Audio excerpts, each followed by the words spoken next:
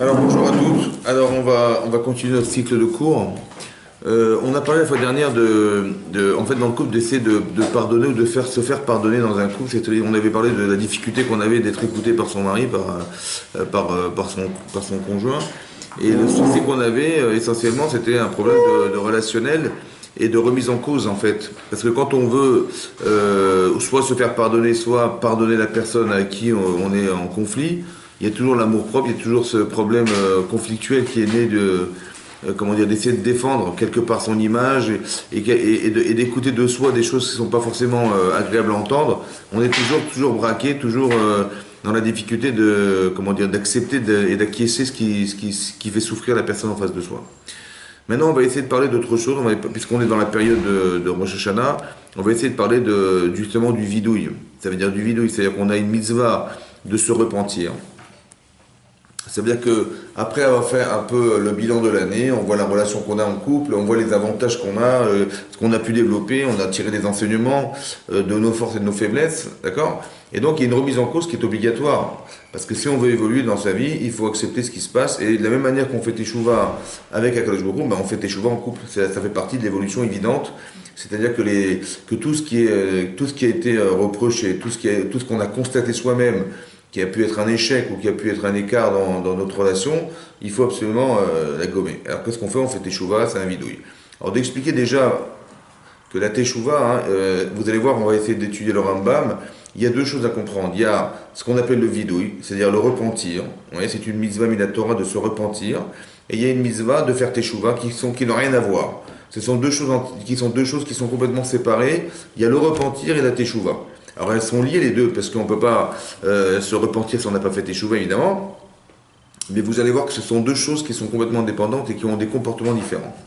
Alors, quand je parle de repentir, ça veut dire que c'est nécessaire de quoi faire. Parce que, comment dire, on peut très bien accepter intellectuellement qu'on a fait des erreurs, oui, mais ça ne nous touche pas pour autant, et c'est pour ça que, comment vous dire, comme on n'est pas touché par le regret, oui, alors on ne va pas forcément dire un vrai pardon à la personne à qui on s'adresse. Ça va être un pardon comme ça, un peu en l'air, et on a expliqué la fois dernière que quand c'est vu de cette manière, évidemment, ça ne donne pas envie de pardonner. Et donc, ça veut dire qu'on doit sincèrement demander pardon. Mais le sincèrement demander pardon, il passe forcément par un regret, ouais, par un regret profond. D'accord? Maintenant, la teshuva, autant que le regret, c'est la résultante d'un contraste, oui, entre le bien et le mal. Ça veut dire que je sais ce que j'aurais dû faire, voilà, et je me rends compte que c'est pas forcément ce qu'il fallait faire. Et le contraste entre la sensibilité du bien, je sais dorénavant ce que j'aurais dû faire, et je vois que je n'ai pas agi de cette manière, ce contraste-là, plus il est intense, plus la teshuva sera profonde, et plus le vidouille, le repentir sera sincère et profond. Vous avez compris? C'est-à-dire qu'on doit créer de la sensibilité. Parce qu'il y a deux façons de concevoir les choses. Il y a une manière intelligente, qui est d'une manière intellectuelle de ressentir les choses, d'accepter les choses. Ouais, c'est comme ça. Ok, mais qu'est-ce que tu ressens? Bah, ça va, pas trop, mais bon, c'est vrai, je vais bien. On sait que moralement, ça se fait pas, mais ça ne dérange pas pour autant. Ça va? Et ça va pas loin dans la teshuva. Parce que dès qu'il y aura un moindre écart, ça va revenir au galop. Dès qu'il y aura une frustration, on va se venger, on va avoir de la rancune, on va avoir peut-être de la haine vis-à-vis de la personne. Et là, tout à coup, tout ce qu'on a appris sur soi, ça va voler en éclats. Par contre, quand on est sensibilisé, oui, quand on est sensibilisé parce qu'on a senti que c'était grave, on a eu honte de soi, on a rougi carrément, à ce moment-là, c'est sûr que là, il y a une force intérieure qui nous fait dire que même si ça devait se reproduire, ça serait exceptionnel, vous comprenez, et ça ne sera pas possible. Donc on va dire, on a un regard psychologique très intéressant parce que on voit que la teshuva, c'est un rapport psychique avec la relation qu'on a avec autrui. La relation avec soi-même et avec autrui, c'est psychologique.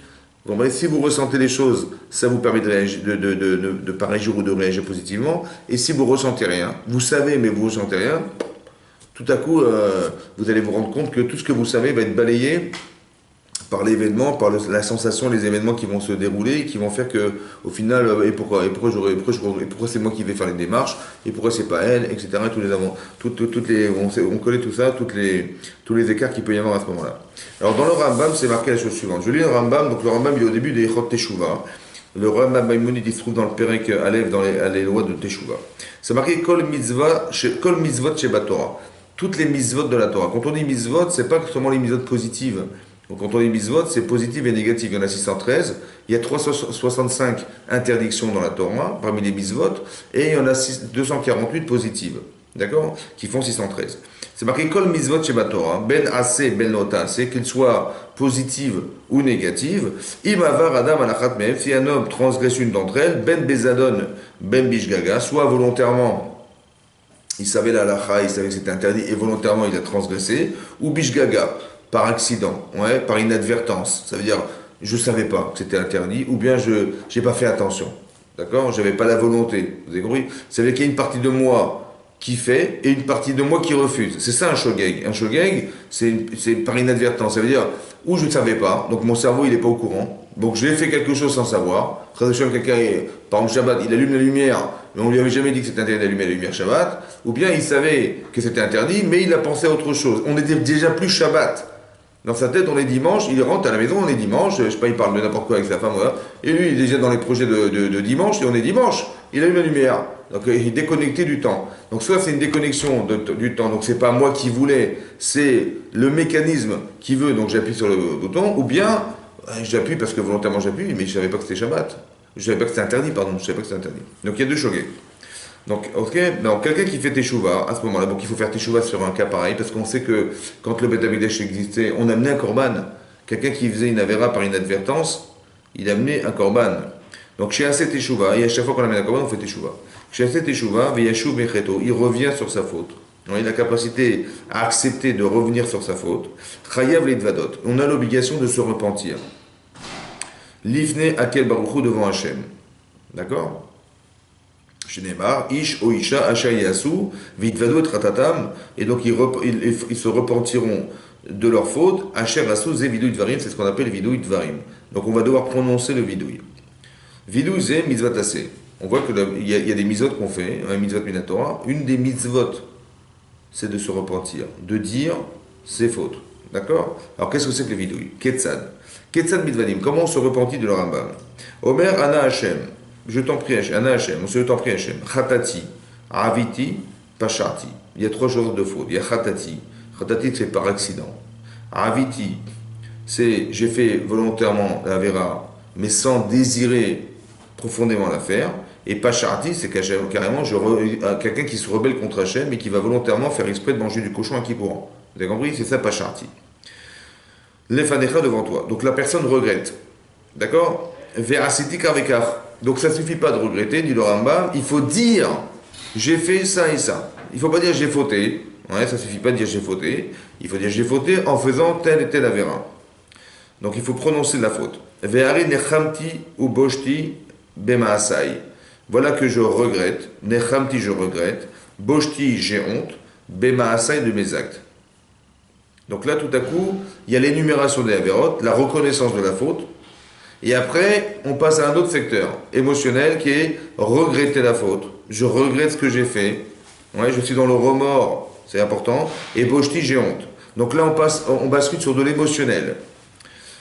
Et à tout jamais, je ne recommencerai plus. Donc c'est clair que quand on a dit ce qu'on a fait de grave, donc on a raté la mitzvah positive, ou bien qu'on ait succombé à une avéra, on regrette la faute, d'accord? Mais comment ça se regrette? On dit clairement j'ai fait ça et ça, je énonce ce que je dis, je fais, et ensuite je regrette ce que j'ai fait et j'ai honte de moi. C'est très important qu'on aussi on ait honte. Après on va expliquer tous ces phénomènes. Et à la fin, après qu'on ait regretté et après qu'on ait eu honte, on prend sur soi de ne plus recommencer. C'est très important que ça soit finalisé. Je dis je ne recommencerai pas. D'accord? Voilà. Maintenant on va essayer de réfléchir ensemble sur ces trois choses. Vous avez compris? Ça fait partie du vidouille. Est-ce qu'il est obligé de les prononcer aussi? Justement, c'est ça qui est marqué. Vidouille dvarim, il faut les dire. Voilà. Il faut les dire tout fort comme ça, en français? Pas tout fort, en français, comme vous voulez. Mais c'est comme votre langage. Il faut dire. Parce que de penser le vidouille ne marche pas. On verra. C'est vidouille dvarim, il faut prononcer. Alors c'est très intéressant parce que pourquoi il faut dire? Quand je m'adresse à Hachem, pourquoi j'ai besoin de parler? C'est vrai? Hachem, il sait pertinemment ce que je pense. Et pourquoi j'ai besoin de parler? Alors, première explication, c'est un peu la problématique qu'on a dans la prière. Quand vous priez, Hachem, Hachem, c'est ce que vous pensez. Quand on parle entre nous, évidemment qu'on ne sait pas ce que l'autre pense, alors on est obligé de prononcer, de l'exprimer. Je ne sais pas lire dans les pensées des gens. Donc qu'est-ce qu'on fait? Donc quand on communique, on est obligé de dire ce qu'on pense. Voilà, au plus clair de ce qu'on pense. Donc il faut dire. Mais quand on parle à Hachem, on n'a pas besoin de dire. Hachem, c'est ce qu'on pense. Pourquoi on a besoin de parler? Alors, pourquoi la pensée dans la prière ne suffit pas? Pourquoi la pensée dans le repentir, ça ne suffit pas? Pourquoi il faut dire les mots? Alors, l'explication, c'est de dire que ce que vous pensez, c'est pas forcément vous. Ça va? Vous comprenez? Quand vous pensez, c'est pas forcément vous. Parce que vous pouvez penser, voilà, demain je vais monter sur la tour Eiffel, je vais sauter de la tour Eiffel, ou je vais monter dans un avion et je vais sauter en parachute, voilà, je me vois sauter en parachute, il n'y a pas de problème. D'accord? Penser, c'est facile. Mais de faire ce que vous pensez, c'est autre chose. Donc la vraie personne, c'est celle qui pense ou celle qui agit? Celle qui agit. C'est celle qui va dire, c'est pas celle qui pense. Parce que si vous pensez faux, c'est pas grave. On vous en voudra pas, vous inquiétez pas. Mais si vous dites faux, vous dites, ah, comment vous avez dire ça? Vous voyez, on peut être condamné parce qu'on a dit, parce qu'on a écrit. Mais on n'est pas condamné parce qu'on a pensé. Ça veut dire que la limite de ce que vous pensez ne s'adresse qu'à vous-même. Mais dès l'instant où ça sort de vous, tout à coup, ça vous incombe. Ça veut dire tout à coup, ça vous engage. Vous avez dit. Maintenant, l'homme, la personne, l'être humain, aux yeux d'Hachem, c'est pas celui qui pense. Parce que vous pensez ce que vous voulez, mais ça ne vous engage pas, donc c'est pas forcément vous. Donc Hachem, il s'adresse à vous. C'est qui vous? C'est celui qui va dire. Donc il faut dire. C'est pour ça que je vous explique qu'il faut dire les choses. Bonsoir. Il faut dire. C'est ça qui est le vidouille. Donc quand vous reportissez devant Hachem, ça ne suffit pas. Pas pour lui. Lui, c'est exactement ce que vous pensez. Seulement pour qu'il soit certain, ou vous soyez certaine que c'est vous qui parlez et pas ce que vous pensez. Il faut dire le vidouille. Il faut dire, il faut se repentir. Oui? Voilà. Voilà. Maintenant, ça c'est important. À part ça, il y a autre chose dans la parole qu'il faut retenir. Dans le fait de dire. Par exemple, une fois je me suis posé la question suivante. Je me suis dit comme ça, voilà. Il y a marqué dans la Torah, dans la paracha de Chayesar, c'est marqué là-bas que lorsque Abraham il a voulu enterrer sa femme, il s'est retrouvé devant le propriétaire de la grotte de Marpella, qui était Ephron. Bon, il est venu le voir, il a dit voilà, il lui a annoncé qu'il avait perdu sa femme, il voulait absolument acheter cette grotte pour enterrer sa femme, où étaient enterrés Adam et Chava. Il a dit voilà, c'est là, je veux l'acheter, et je veux comment l'acquérir pour enterrer ma femme. Voilà ce qu'il a dit à Abraham. Qu'est-ce qui se passe? Ephron dit écoutez, Nassi Elohim, le prince de Dieu, évidemment je vais vous la donner, il n'y a pas de raison, vous pouvez aller enterrer votre femme directement, c'est pas de problème. Qu'est-ce que fait Abraham? Il dit ben non, il refuse, il dit ben non, je vais quand même pas. J'accepterai jamais de la prendre sans la payer. Et Ephron il dit bah si déjà, bon ben, entre nous on est des amis, hein, allez 400 shekels, 400 000 euros. Il y a une somme exorbitante, quoi, un truc de fou, quoi. C'est-à-dire qu'il lui a dit, voilà, il lui a fait croire, voilà le cadeau que je t'aurais fait, 400 000 euros, Bino Bezra, et Abraham il paye. Mais non. Là-bas on apprend, hein, on va pas rentrer dans tous ces détails, mais ce qui m'intéresse c'est ce que dit Rashi.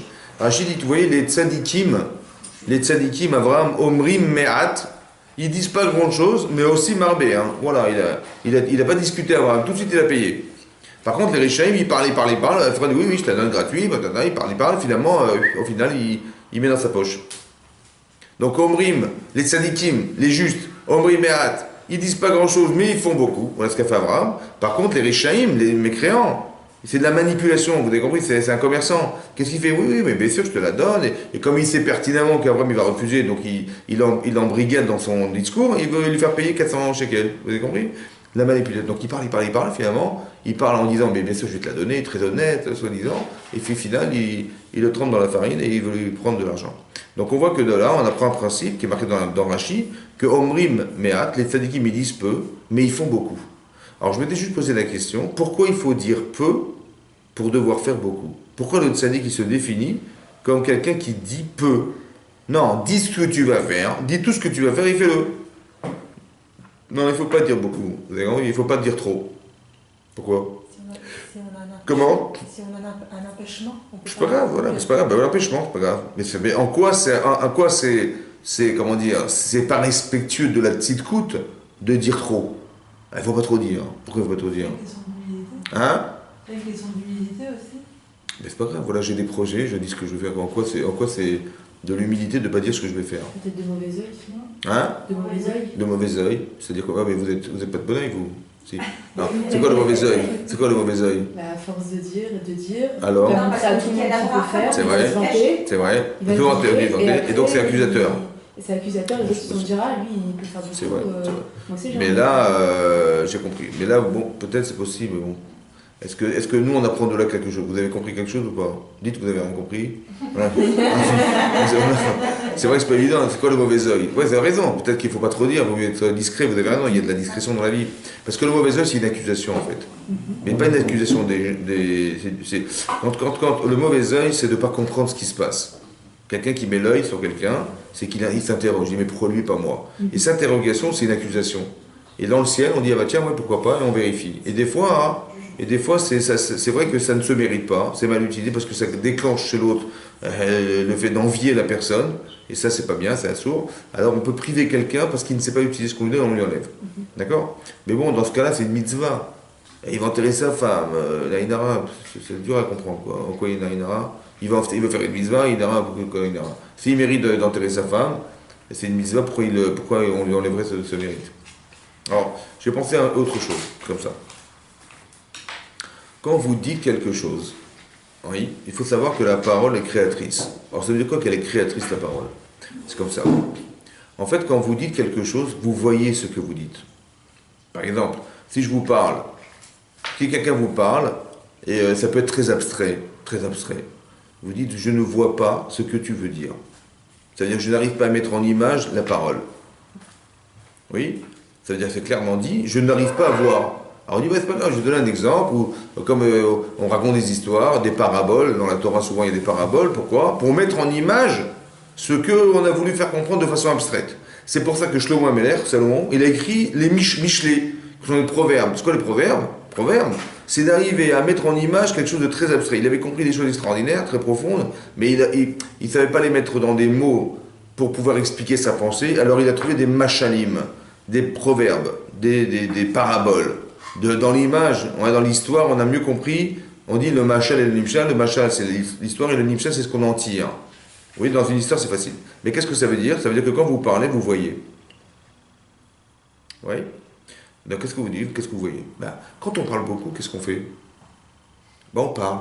Mais on voit ce qu'on va dire. Voilà, qu'est-ce que je vais faire? Je vais ouvrir une entreprise. Combien? Une grosse entreprise. Donc il faut que j'aille. Mais il faut faire un bon petit crédit d'1 million d'euros quand même. Donc je me vois, j'ai un petit crédit d'1 million d'euros, il faut que j'aille voir la banque. Bon, est-ce que je vais réussir à obtenir mon crédit ou pas? J'en sais rien, mais je vais me battre. Je vais faire mon dossier, je vais faire un dossier, je vais me documenter, je vais aller voir les administrations, je vais voir les experts comptables.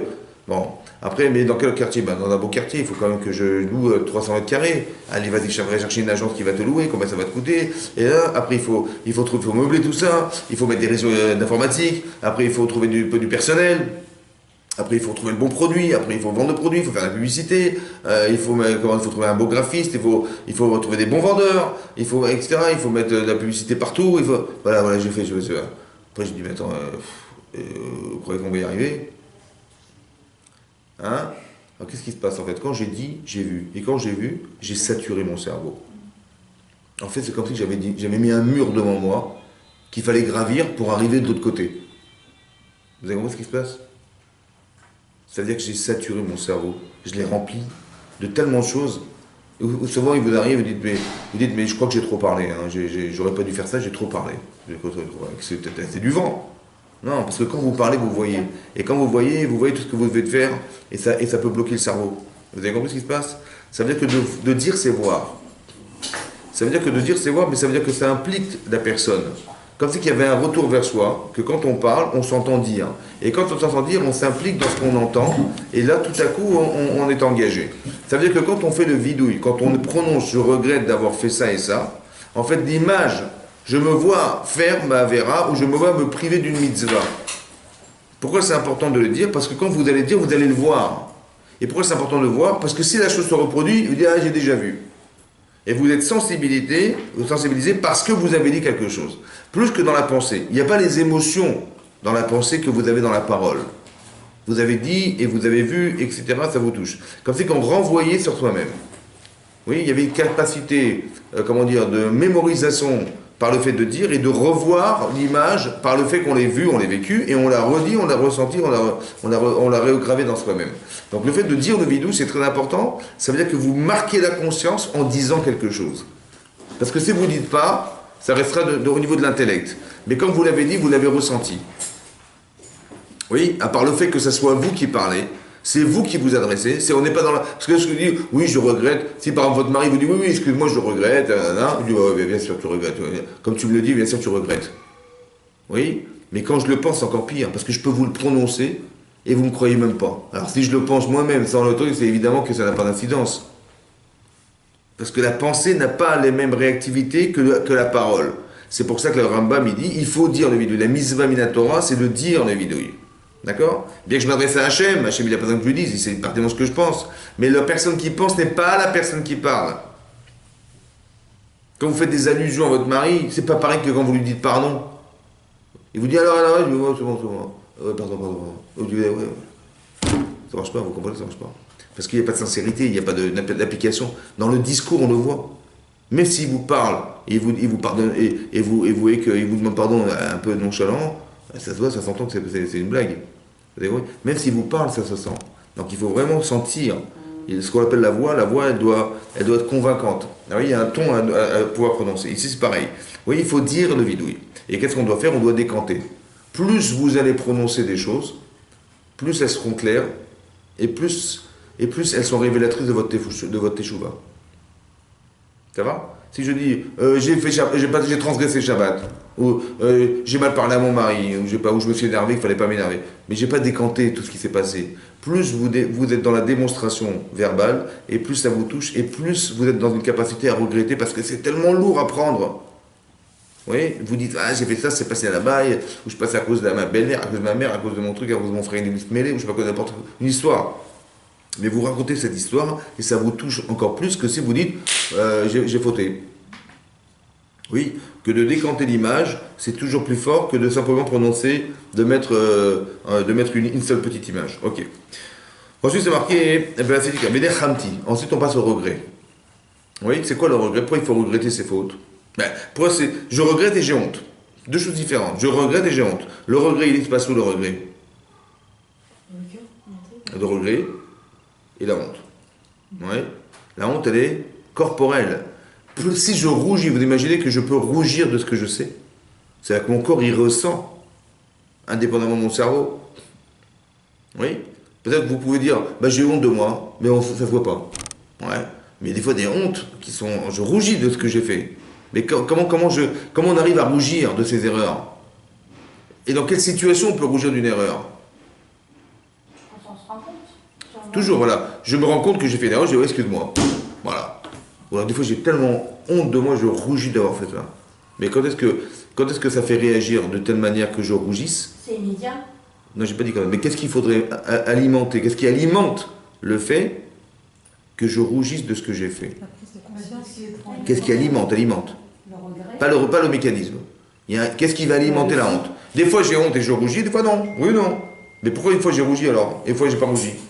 On parle de boucha ici, la honte. C'est très important d'avoir honte dans le vidouille. Ça va? Mettre en question immédiatement. Mais qu'est-ce que ça change? Et comment ça s'explique? C'est qu'on est devenu. Par exemple, si votre mari vous fait un truc pas sympa, et vous voyez qu'il rougit pas, il va recommencer. Ça va? Mais s'il rougit devant vous, il dit c'est bon, c'est profond, il va pas recommencer. Mais vous savez comment vous êtes convaincu, vous? Parce qu'il a rougi devant vous, il dit excuse-moi, il va pleurer devant vous. Là, vous dites c'est sincère. Mais si vous faites oui, tu as raison, excuse-moi. Tu as raison, j'avais pas compris, excuse-moi. Mais il va recommencer, mais il peut recommencer demain. Pourquoi? Parce que c'est pas profond. Mais d'où je sais que c'est profond? Parce qu'il a rougi, son corps a réagi. Donc comment on arrive à rougir? C'est ça que je me pose, oui. Vous savez ou pas? Quand c'est étranger à nous-mêmes, quand on dit que ça nous ressemble pas. Ou bien quand on partage. Oui, mais comment j'arrive à rougir? C'est vrai, mais comment ça s'explique? Parce qu'on a créé le contraste. Voilà. C'est-à-dire mais comment on construit le contraste? En devenant quelqu'un d'autre. Ouais. Et après on va se dire mais comment moi j'ai pu faire ça? En Ça devenant ne quelqu'un correspond d'autre. pas. Mais est-ce que ça suffit d'être un autre? Non, il faut avoir la conscience quand même de ce qu'on a fait avant, mais pour nous faire avancer. Au contraire. Oui, j'ai compris ça. Mais comment? On va dire comme ça. Si par exemple, vous disputez avec votre maman, bon, elle vous a poussé à bout, est-ce que vous pouvez lui mettre une claque à votre mère, à votre grand-mère, la petite grand-mère, hein? Vous pouvez ou pas? Non. Et si quelqu'un lui met une claque à sa grand-mère, Voilà, là, vous allez rougir direct, ça va? Mais votre mari, non, je rigole. Mais, mais ça veut dire qu'il y a des situations. Mais quelle est la différence entre sa grand-mère et la voisine? Hein? Vous avez compris?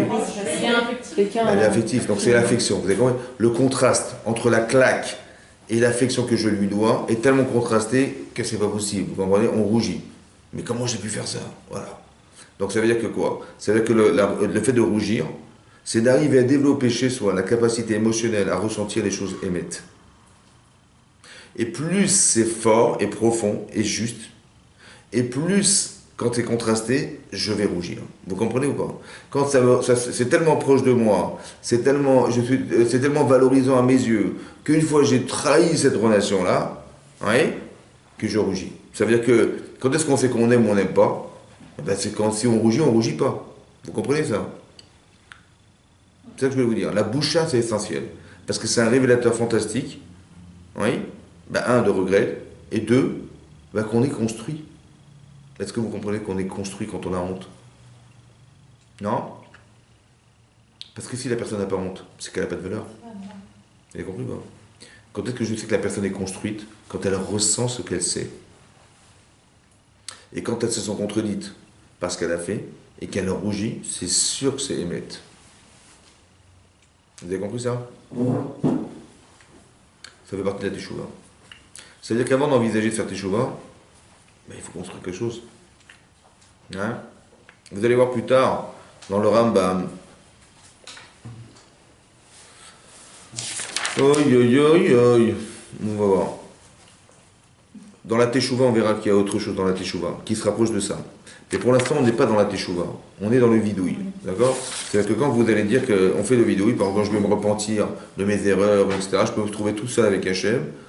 Ouais, j'ai fait des erreurs de couple, j'ai fait des erreurs avec mon mari, voilà ce qui est arrivé, on s'est disputé, je sais ce que j'ai entériné, et je sais que maintenant ça va être dur de rattraper mes erreurs. Parce que mon mari ou ma femme, elle pense du mal de moi, ou elle dit mais jamais il va s'arranger. Une femme, elle a beaucoup de facilité à faire ce genre de travail, parce qu'elle est émotionnelle. Quand on a fait des gaffes avec son épouse, ouais, une fois, deux fois, trois fois, quatre fois, il y a déjà une étiquette bien collée déjà sur la tête de son mari, c'est difficile de décoller. C'est comme ça. Parce qu'elle est émotionnellement touchée, et elle dit non, je suis déçu, non, mais. Et puis, ou alors, même s'il fait de chaud, mais qui me dit que ça va pas recommencer, etc. Donc, une femme, elle est toujours dans l'expectative de quelque chose qui, pour elle, ne pourra jamais forcément aboutir. Alors, elle a du mal à accepter le pardon de ton mari. Parce que on connaît les hommes et je sais pas quoi, et vous connaissez pas mon mari, et vous connaissez pas les autres. Donc, on sait que c'est comme ça, malheureusement c'est comme ça. On met des étiquettes, donc, et on empêche malheureusement son mari de faire teshuva. Parce que lui, il dit, mais j'aurais bien changé, mais à quoi ça sert? Parce que de toute façon, elle acceptera jamais. Vous avez compris? Donc sans s'en rendre compte, le fait qu'on se braque, on empêche son mari ou sa femme, ouais, de faire teshuva. Si un homme, il est têtu, borné, il veut rien savoir, elle a fait un truc qu'il fallait pas faire évidemment, mais lui, il dit, non, mais je pardonnerai jamais, vous comprenez? Quand vous voyez des situations où les gens ils veulent pas donner le guet à leur femme, ouais, elle reste comme ça pendant des années. Pourquoi? Parce qu'il a tellement été vexé, beaucoup plus profond de lui-même, avec toutes les répétitions de déception accumulées, que pour rien au monde, il donne le guet. Ça veut dire, il la guette, hein, mais jamais il donne le guet. C'est impossible. Ça veut dire qu'il ne peut pas accepter une chose pareille, et donc elle va rester comme ça, c'est pas grave, voilà. Moi, c'est pas grave, moi, je me remarierai. Vous avez compris? Qu'est-ce qui va se passer? C'est ça qui va se passer. Et donc il risque de la faire souffrir parce que derrière, on l'a fait souffrir. Vous comprenez? Donc la boucha, la honte, c'est essentiel. Parce que quand on a honte, c'est révélateur qu'on est dans le bien. Et on a honte de... D'accord. Et à part ça, il y a aussi le fait de regretter. Regretter, ça veut dire que je me sens mal d'avoir fait une chose pareille. Oui, c'est très important que dans ce rapport psychologique qu'on a avec soi-même, on puisse regretter ce qu'on a fait. Parce que le regret, ça permet de ne pas recommencer. C'est ça qui va entériner. Comme le Rambam dit, si quelqu'un, il va au mikvé parce qu'il est impur, d'accord? Et on sait qu'un serpent mort, ça rend impur. Et il va jouer au mikvé, il prend le serpent mort dans sa main, il se trempe au mikvé, il ressort. À quoi ça sert? Il va se rendre de nouveau impur parce qu'il a le serpent dans la main. C'est pareil. Il dit oui, je fais teshuva, mais il ne regrette pas. Donc c'est comme si il regrette, donc il prend le serpent dans un truc, il se trempe et il revient. C'est pareil. Donc il faut apprendre à regretter. Il faut regretter ce qu'on a fait. Mais le regret, c'est d'être capable de pouvoir se remettre en cause. Maintenant, j'ai expliqué, une fois, on a expliqué, dans le Rambam, c'est marqué plus tard dans les Krot Teshuvah, que, en fait, on doit, pour avoir honte de soi et pour avoir la capacité à changer, il faut être une autre personne. Je m'explique. Quand vous dites, par exemple, Vous dites, bon, finalement, vous êtes disputé avec votre mari, il vous a dit ça, il dit, mais comment t'as osé faire ça? Mais t'as fait ça, t'as toujours été bienveillante, et là, qu'est-ce qui t'arrive, et tout ça. Vous dites, bah oui, il a raison, quelle honte, mais comment j'ai pu faire un truc pareil? D'accord? Mais le fait de se voir, de regretter d'avoir été la personne, il faut être quelqu'un d'autre pour regretter d'avoir été la première. Il faut être bien pour regretter d'avoir été mal. C'est très important, on étudie pour avoir une bonne image de soi. Ou bien on étudie la Torah pour avoir un stéréotype de femme que j'espère devenir et que je vois que quand je suis en décalage, ça me dérange. J'ai honte. Vous comprenez? Il faut construire une femme en vous, la femme positive que vous espérez devenir, pour avoir honte d'avoir été l'autre, celle que vous avez été. Voilà. Voilà. Alors soit malheureusement, c'est pas construit parce que j'ai pas étudié. Voilà. Soit parce que j'ai étudié mais je me projette pas. Une fois je vous ai expliqué qu'il y a un Rambam dans les Pirkei Avot qui explique comme ça. Pour vous donner un exemple, vous allez comprendre que c'est pas très compliqué en fait. Juste qu'il faut juste comprendre comment ça fonctionne. C'est marqué là-bas, le Rambam il dit que Aaron à Cohen, c'était un Rodef Shalom. Ça veut dire quelqu'un qui pourchassait la paix. Et qu'est-ce qu'il faisait? Il allait voir des gens qui n'étaient pas très religieux, et il allait se présenter, lui, Cohen Gadol qu'il était, il allait frapper à la porte de ses voisins, qui n'étaient pas très religieux. Et quand il tape à la porte, les gens sont étonnés, qu'est-ce qu'il vient faire chez nous, Aaron à Cohen Gadol? Il dit, voilà, on est des voisins, je suis venu vous rendre visite. Il dit, on est très honorés, Cohen Gadol. Il dit, bon, qu'est-ce qu'on va lui servir? Il dit à sa femme, qu'est-ce qu'on va lui donner à manger? Il ne mange pas chez nous. Il dit, bon, vous buvez de l'eau, dans des verres en plastique. Voilà. Et donc il fait, ok, il fait un verre d'eau, un verre en plastique. Et Aaron Cohen, il parle avec ce monsieur, quoi. Bon. Et puis, bon, il parle pendant 1 heure avec lui, et puis voilà, l'heure est passée, il dit, voilà, je dois partir, mais on peut se revoir peut-être. Il dit, attendez, je ne vais pas vous déranger, Aaron Cohen Gadol, vous êtes très occupé. Et donc, au contraire, ça me fait plaisir. Il tombe baba, il dit, mais comment il dit à sa croix qui sait qu'on n'est pas chômage Shabbat. Bon, il vient une fois, Laura, Cohen Gadol, 2 fois, 3 fois, Cohen Gadol. Et l'autre, il dit, mais c'est pas possible. On a un rapport avec ce Rav tellement fort, énorme et tout. Il dit, écoute, il faut voir la vie de Shabbat. Hein? Bon, qu'est-ce qu'on fait? Écoute, on va changer la vaisselle, on va rien lui dire, on va changer la vaisselle, on va tout cachériser, on va faire tout, on va acheter la bonne viande, les bons trucs, et comme ça on va pouvoir l'inviter, il va pas refuser. Il a compris? Qu'est-ce qu'il a fait, Aaron Cohen? Il leur a suscité l'envie de faire Shabbat sans... Il n'a rien dit. L'exemple, c'est Shabbat. Hein. Bon, eux, ils veulent absolument inviter Aaron Cohen. D'accord. Mais c'est pas possible. Parce que vu l'état de la maison, la cache-route et tout, c'est pas possible. Qu'est-ce qu'il a fait? Lui, il a dit, voilà, il a créé un lien avec ces personnes. Mais qu'est-ce qu'il a fait en fait? La relation qu'il a créée avec cet homme et cette femme, c'est d'arriver à leur dire, mais on est capable d'inviter Aaron Cohen. Vous avez compris? J'ai envie maintenant d'utiliser, j'ai envie de recevoir Aaron Cohen. Donc en fait, qu'est-ce qu'il a fait? L'homme que je suis, ou l'homme que j'étais, il n'aurait jamais pensé l'inviter. Mais l'homme que je suis devenu, il a envie de l'inviter. Mais pour le faire, il faut absolument qu'on cachérise. Donc ils vont cachériser. Donc ce qui m'intéresse, c'est cette démarche. Vous avez compris qu'est-ce qu'il a fait? En fait, il a changé la personne. Il y a l'avant et après la visite de Aaron Cohen. Il lui a permis d'être cet homme, vous comprenez? L'homme capable d'inviter Aaron Cohen. Mais donc il a forcément changé, c'est pareil. Ça veut dire que ce qu'il faut faire, c'est que, après qu'il est invité, il va faire des choses, il dit mais comment j'ai pu rater ma vie? Pourquoi j'ai passé tellement de temps à me rendre compte que finalement j'aurais pu être proche de Aaron Cohen depuis des années et je ne l'ai jamais fait. Voilà, il va être dans le regret. Mais quelque part, ça veut dire qu'on a été capable de lui donner une autre identité. Et maintenant il se dit mais comment j'ai pu rater? Mais il parle de lui, au futur ou au passé. Tout en sachant qu'au présent, il n'était pas cet homme, vous comprenez? Mais ça suffit pour créer un contraste. C'est ça que je vous explique. Que la personne que vous allez critiquer, qui est vous-même, c'est la bonne qui va critiquer la mauvaise. Mais plus vous devenez bonne, plus vous aurez honte d'avoir été mauvaise. Vous avez compris ou pas? C'est ça qui va créer le regret et qui va créer la honte. Et qui va vous permettre de dire, c'est fini, j'arrête. Je ne veux plus recommencer. Ça va? Si par exemple vous avez souffert de ce que vous avez fait, ou de vous avez raté de faire, vous avez souffert, ça va vous permettre de vous dire que c'est terminé. Ça va? Voilà. Si par exemple, je sais pas, vous avez une façon que vous comportez avec votre mari qui est catastrophique, ouais, comme les gens souvent, ils se rendent même pas compte qu'ils se rendent malades, ouais, je dis, attends, on va pas se rendre malade quand même, je vais quand même pas divorcer parce que, pour des bêtises, quoi, vous comprenez? Voilà. Et quand on se rend compte du recul, je dis, attends, pour ça, je vais divorcer, mais n'importe quoi. Ou souvent, c'est le prétexte, des choses comme ça, vous avez compris, des choses de.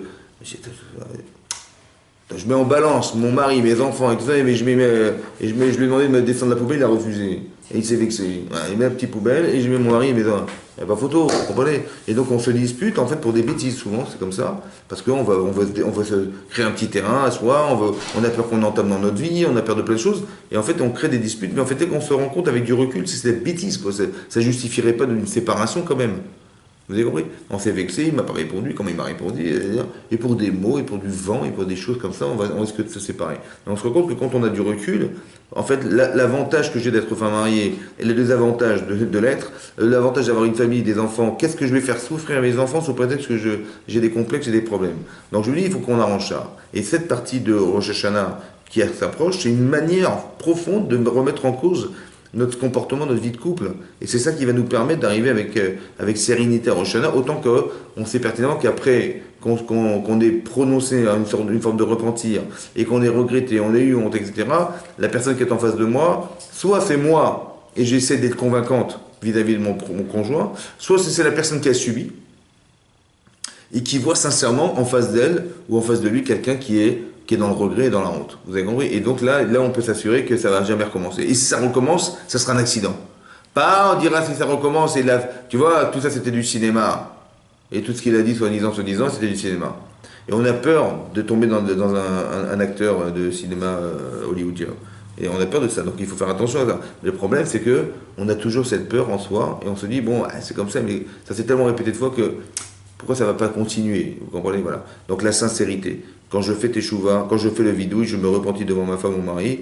Ouais, c'est pas que j'arrive devant elle, elle pleure, je fais excuse-moi, ratati, avec qui pas chacun fait des erreurs, ça ne marche pas. Donc il faut sincérité, il faut que ça se sente, que ça s'entende. Mais avec Hachem, c'est pareil. Les gens ils croient qu'à Kippour, on fait comme ça, ou on fait pardon, excuse-moi, j'aime. Ratati, avec j'ai jeûné, j'ai pleuré, j'ai jeûné, voilà, j'ai fait ce que tu m'as dit, je suis resté debout quand même à la synagogue. Quand même, bon. Et on croit que ça marche. Non. En fait, il n'y a pas de cinéma. C'est la sincérité. Ça va? Voilà. Il y a les vraies fleurs et les fleurs en plastique. On n'est pas des fleurs en plastique. On est des vraies fleurs. Donc on est sincère, on est vrai. Ça va? On ne fait pas croire. Je dis voilà, je me suis mis debout, je me suis même pas assis. Vous imaginez, j'ai pas mangé, j'ai écouté la prière, j'ai écouté le chauffard, j'ai tout écouté. J'ai fait ce qu'on m'a demandé de faire. On t'a pas demandé, on t'a demandé d'être sincère. D'accord? Tu dis mais tu m'as demandé de faire ça et de faire ça. Mais j'ai fait ce que tu m'as dit, j'ai compris, mais je le sens pas. Ouais, c'est pas sincère ce que tu fais. On a l'impression que tu as peur de divorcer, alors tu fais ça pour rattraper ce que tu as raté. Vous savez, mais donc une femme elle sent ça, ou son mari sent ça, il dit mais c'est juste parce que tu as peur que tu fais, mais au fond de toi-même, est-ce que tu as vraiment regretté?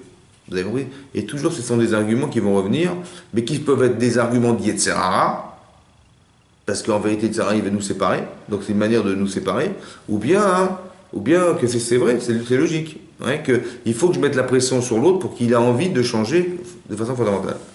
Mais tout ça, ça dépend en vérité du ressenti. C'est ça que je vous explique. Vous avez vu le Rambam, comment il est clair? C'est de la psychologie en fait. Que la teshuva, c'est pas de la religion. La teshuva, ce qu'Hachem nous propose, c'est de changer fondamentalement nos êtres. Il faut qu'on arrive à être différent pour pouvoir avoir une vision nouvelle sur la vie. Ça va? La teshuva, c'est la remise en cause. Et la remise en cause, ça permet d'être une autre personne. Donc c'est ce que le Rambam explique ici, qu'on va faire nechamti ou boshti. Oui, un petit peu comme les frères de Yosef, c'est marqué dans Rashi là-bas, que quand il leur a dit « C'est moi Yosef, mon père est vivant », Venivalo mipalav, ils ont été épouvantés, quoi. C'est pas possible, quoi. Ils ont rien compris, quoi. Mais qu'est-ce qu'ils sont pris? Ils ont eu honte. Rashi dit que Nivalou, ils ont été épouvantés, mipne à Boucha, à cause de la honte. C'est marqué aussi dans la Gemara, dans Yevamot, que les Juifs, nous les Juifs, on est baïchanim, on est des gens qui ont honte. On est baïchanim, on est rachmanim, on a pitié. On est gomé chassadim. Si vous voyez quelqu'un qui n'a jamais honte de la vie, ou qui fait jamais de bien autour de lui, ou qui crée toujours des disputes, c'est possible qu'il ne soit pas forcément juif. Ou bien qu'il y a eu des petits mélanges. Ça va? C'est possible. Ouais. Comme ça, c'est marqué dans la Gemara. Ça veut dire que nous, on a des midotes qui sont intrinsèquement liés au Havot. Eux, ils ont fait un travail démentiel sur eux-mêmes, et comme on descend d'eux, on les héritiers de Abraham, Tzav, Yaakov. Donc si on n'a pas de Rachmanout, c'est possible qu'on ne soit pas juif, ou bien qu'on ait des mauvaises midotes, parce que c'est lié au fait on sait que des choses qui entraînent des mauvaises midotes. Donc faire attention. Il y a eu des mélanges dans les familles, mamzer, un truc comme ça, des choses pas très chères. qui font qu'on on a le ressenti de, de nos ancêtres. Et ces ancêtres-là, ils n'étaient pas forcément justes. Et donc c'est pour ça qu'il faut faire attention à ça. Donc ce que je disais là, c'est que de dire qu'on on doit avoir honte. Ça fait partie des qualités juives du clan d'Israël. Parce que la honte, c'est un repère de construction humaine. Si vous n'avez pas honte, c'est que vous n'êtes pas construite. D'accord ? Parce que la honte, c'est quoi la honte ? C'est le contraste entre le bien et le mal. Donc j'ai honte d'avoir été mal, parce que je sais ce que je dois être de bien, je sais. Et donc si j'ai pas honte, c'est que je ne sais même pas ce que je dois devenir. Donc ça fait partie des principes. C'est qu'il y a marqué là, Mipnei Aboucha, ils ont été épouvantés. Pourquoi ? Parce que ça fait 22 ans que Yosef a disparu. Ça veut dire que ça fait 22 ans que son père il pleure en pensant que son fils il est mort. On a été lui mentir, de faire croire qu'il était mort alors qu'il ne l'est pas. Vous avez compris tout ça, et on se rend compte qu'on a fait souffrir nos parents et notre frère et tout pour rien. On a la honte. On n'est pas en train de se dire, c'est de sa faute. Voilà, c'est lui, qu'est-ce qu'il a été raconter ses rêves, et qu'est-ce qu'il a été nous obligé à le vendre, etc. À cause de lui, voilà, il y a deux façons de réfléchir. On se dit, c'est de sa faute. Qu'est-ce que j'ai rien à voir là-dedans, moi. Ou je dis, voilà. Et là, je me rends compte que j'ai fait une gaffe. Il faut avoir des midotes pour se rendre compte qu'on a fait une gaffe. Ça va ? Il dit, tu te rends compte, mon père, il a pleuré pendant 22 ans son fils alors qu'il n'est pas mort. Et tout ça, on s'est trompé, on croyait que c'était roi d'Israël, nous. On s'est trompé, c'est roi d'Égypte. Waouh, la gaffe qu'on a fait, papa. Tu vois ? Ça amène à la honte. C'est-à-dire que je me rends compte. Mais la valeur humaine que représente mon frère et la valeur humaine que représentent mes parents, qui est profonde, je me rends compte que j'ai fait subir à mes parents une souffrance qui n'avait pas lieu d'être. Mon frère, il est passé par la prison, par les souffrances, la séparation de ses parents, tout ça, et je me suis trompé. Vous avez compris ? Donc je me rends compte de ce que j'aurais dû être, et je me rends compte de ce que j'ai été, et j'ai honte de moi. C'est ça qu'il faut réussir à faire. C'est ça la boucha. Maintenant que j'ai honte, je regrette, évidemment, j'aurais jamais dû faire. Si tu m'avais demandé à l'époque, j'aurais dit, on va voir. Vous avez compris ? Voilà. Après, il faut expliquer aussi pourquoi on n'a pas eu ces réactions au départ. Il y a 22 ans, pourquoi on n'a pas pensé à ça ? Oui ? Des fois, on n'y pense pas, parce que sur le feu de l'action, par exemple dans l'exemple de Yosef, sur le feu de l'action, ils ont tout de suite été pensé qu'il fallait condamner à mort, carrément. Après, ils se sont calmés, Yehuda, il n'en a pas toujours à le vendre, ils l'ont vendu. Et quand ils ont vu plus tard leur père pleurer et porter le deuil d'un enfant qui n'était pas mort, les frères, ils ont été dire à Yehuda, mais qu'est-ce que tu as été... Pourquoi toi tu as eu la lucidité de dire de ne pas le tuer ? Si tu nous avais dit, écoutez, on va le ramener à la maison, tu aurais écouté, tu ne nous as pas dit ça, on te reproche. D'accord ? C'est très intéressant que eux, ils ont réagi aux pleurs de leur père, mais lui n'a pas réagi en voyant son père pleurer. Ça va ? C'est-à-dire que des fois, on se justifie des situations dramatiques en disant que c'est pas de notre faute. Ça va ? Oui, c'est pas de notre faute. Ou alors on n'y peut rien. Qu'est-ce que tu veux qu'il fasse ? Yehuda, il dit, mais attendez, on a jugé Yosef parce que Yosef, il s'est pris pour le roi d'Israël, mais c'est pas possible. Parce que le roi d'Israël, c'est une destinée de Yehuda. Donc qu'est-ce qu'on veut qu'on fasse ? Je suis obligé de... Mon père, si je lui dis ça, il va jamais me croire, ou alors il va protéger son enfant, et c'est une catastrophe. Il est tellement attaché à cet enfant, comment on va faire ? Ouais, puisqu'il est tellement, on va dire, parti pris du fait que son fils, il fait du lâchonard, il écoute, il apprend la Torah, il accepte tout de Yosef. Donc c'est un problème. Donc ils ont pensé qu'il fallait surtout pas le dire à Yaakov Avinu. Et encore une fois, ce sont des blocages. Ça veut dire qu'on se justifie des situations parce qu'on n'a pas le choix. Maintenant, c'est quoi ? C'est entre moi et lui. Voilà, moi, Yehuda et Yosef. Qu'est-ce qu'on a choisi qui ? On a choisi soi. Et comme on a l'amour de soi, on n'a pas envie de se faire mal, parce que je vous explique une chose, si Yosef, Yehuda ne vend pas Yosef, il va se retrouver face à Yosef, et Yosef c'est une souffrance pour lui. Donc il faut absolument qu'il sorte de la famille. Vous avez compris ? Parce qu'indirectement, il y a une volonté de se débarrasser de ce qui nous fait souffrance. Mais en couple, c'est pareil. Vous comprenez ? On peut ne pas accepter la teshuva ou faire teshuva, parce que d'accepter, c'est peut-être une souffrance c'est peut-être une souffrance qu'on va devoir subir, parce que, ok, j'accepte son pardon, mais peut-être c'est moi demain qui vais souffrir. Et combien de temps je vais souffrir, vous comprenez ? Donc forcément, j'ai un blocage et je refuse. Oui ? Je peux ne pas avoir honte de ce que j'ai fait, parce que je veux dire, quand même, c'est pas de ma faute, c'est de sa faute à elle. Voilà, c'est elle qui m'a poussé à bout, c'est elle qui me provoque, c'est elle qui machin. C'est possible, mais t'es pas obligé, tu peux très bien t'excuser parce que ça s'est passé comme ça. C'est un petit peu comme les frères de Yosef. Ils se sont après reproché que quand ils l'ont vendu et qu'ils criaient « Sauvez-moi au secours », ils n'ont pas ressenti le besoin de lui dire pardon. On est désolé pour toi, mais il faut qu'on te vende. Vous avez compris ? C'est-à-dire que tout ça, c'est des ressentis. Il y a la fraternité qui existe et qui a été négligée parce qu'il fallait vendre Yosef. Tu l'as vendu, ok, mais au moins tu as honte de ce que tu fais, parce que tu n'as pas le choix. Mais au moins tu dis « Excuse-moi, je suis obligé de te vendre ». Mais ne dis pas, bah oui, on t'a vendu. Vous avez compris la différence? C'est là qu'on voit qu'il y a quelque part, il y a de la rancune. Quelque part, il y a de la haine. Quelque part, il y a quelque chose qui anime le fait qu'on ne soit pas en réaction. C'est quand on aime les gens et qu'on est obligé, quand votre enfant il va rentrer au CP et qu'il n'a jamais été à l'école de sa vie et qu'il pleure devant l'école, vous dites pas, bah écoute, c'est l'école. Allez, tu rentres à l'école et commence pas à pleurer, hein. Tu vas pas nous faire honte. Bon, on dit, écoute, je suis désolé, mon chéri, on n'a pas le choix, on donne des bonbons, des machins, on essaie de calmer, mais on est touché, vous avez compris? Il a toujours été à la maison, et tout à coup il passe à l'école, bah, on a du mal. Évidemment, on ne dit pas, ben, il pleure, ben, c'est normal, il va pleurer. Ben, évidemment, ben, entre passer de la maison à l'école, évidemment, il va pleurer, c'est comme ça, c'est logique. Mais on est sensible. C'est comme on dit pas, oui, ou je disais, peut-être j'aurais dû l'amener avant l'école, peut-être j'aurais dû l'amener au GAN, comme ça il n'aurait pas pleuré. C'est toujours la faute des autres. Vous avez compris? Non, il faut être capable de penser que on est touché. Donc, sensibilisé par des valeurs. Mais il faut des valeurs. Des valeurs de mère, des valeurs comment on va dire, des valeurs de couple. On est une femme en couple, on est une mère en couple. Et ça, c'est très important de conserver ces vraies valeurs-là pour que quand on est en décalage par rapport à ce rôle, qu'on ait honte d'avoir fait ce qu'on a fait. D'accord? Et on va dire à son mari, on va regretter, on va lui dire. C'est très important de prononcer ça. Parce que ça veut dire deux choses pour moi. C'est-à-dire que quand son mari, il entend ça, ou sa femme entend de son mari qu'il regrette et qu'il a honte, tout à coup, de nouveau, elle existe pour son mari. Et tout à coup, lui aussi, il existe pour sa femme. C'est ça qui recrée le lien. En fait, on avait l'impression on s'était séparés, parce que le fait qu'on se dispute, ça nous sépare. Et ça crée un mur entre nous.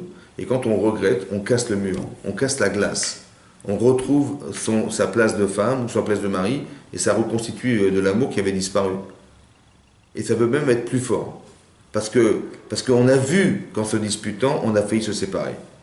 Et comme on a retrouvé cette relation qui avait disparu, on ne veut plus la perdre. Alors on va plus se disputer. Vous comprenez comment ça marche? Ou alors quand ça dérape, ou quand des sujets qui dérangent, on n'en parlera plus. Parce qu'on sait qu'on a failli se perdre, et le sentiment qu'on a eu de retrouver un lien qui avait disparu, c'est tellement fort et jouissible, que maintenant c'est fini, je ne recommencerai plus. Vous comprenez? C'est une manière aussi de faire teshuva. C'est une manière de regretter ce qu'on a fait. C'est une manière de prendre sur soi de ne plus recommencer. C'est ça que le Rambam dit. Vous avez compris que psychologiquement c'est très important que vous ressentiez les choses. Oui, je sais pour ça que je dis qu'avant de se marier, c'est bien de se documenter, c'est bien d'apprendre à comprendre qu'est-ce que c'est qu'un homme, qu'est-ce qu'il attend, quelles sont les tendances qu'il a, qui ne sont pas féminines, ça va? Mais qu'est-ce que je peux faire pour combler ce qu'il est? Qu'est-ce que je peux lui apporter? Une femme c'est pareil, moi je suis un homme, qu'est-ce que je peux apporter à mon épouse? Qu'est-ce que je peux lui apporter qu'elle n'a pas? C'est très important d'y réfléchir. Et quand on est dans un rapport avec l'autre, de proposer quelque chose de soi, et pas d'attendre des autres quelque chose, c'est différent. Vous voyez, on a dit que on n'est plus des enfants. On n'est plus des enfants chez nos parents, où on pouvait attendre de nos parents quelque chose. Là maintenant, vous êtes adultes, vous êtes des gens responsables, vous êtes en couple, vous êtes tous les deux. Avant on est tout seul, on décide tout seul. Je vais faire telles études, je vais faire tel machin, je vais faire telle sortie, c'est moi qui décide. Et là je ne peux plus décider. Seul, on va dire. Parce que je dois tout partager. Si ça me plaît mais ça ne plaît pas, est-ce que je vais le faire? Oui. Des fois, des gens, ils prennent des initiatives sans consulter leur femme. Ils disent, attends, tu m'as vu, je suis là, on est tous les deux. Bah oui, c'est comme ça. Et c'est vexant, vous comprenez? Mais lui, il est dans un réflexe de célibataire. Mais non, mais c'est moi qui... Mais non, mais c'est bon, c'est très bien. Mais c'est logique. Il fallait faire ça, c'est logique, j'ai compris, mais c'est logique pour toi, mais pas forcément pour moi. Vous compris? Il faut arriver à être deux. Être deux, c'est d'être sensible à l'autre, d'être sensible à la nature de l'autre. Parce qu'on peut faire des choix masculins qui ne sont pas des choix féminins. Et on a décidé de mettre l'argent là-dedans. Voilà. Puis on n'a plus d'argent. Ah oui, mais c'était logique. Il fallait faire ça, c'était nécessaire. Peut-être c'était pas le moment, peut-être que j'avais envie de faire autre chose avec cet argent. On se consulte, vous comprenez?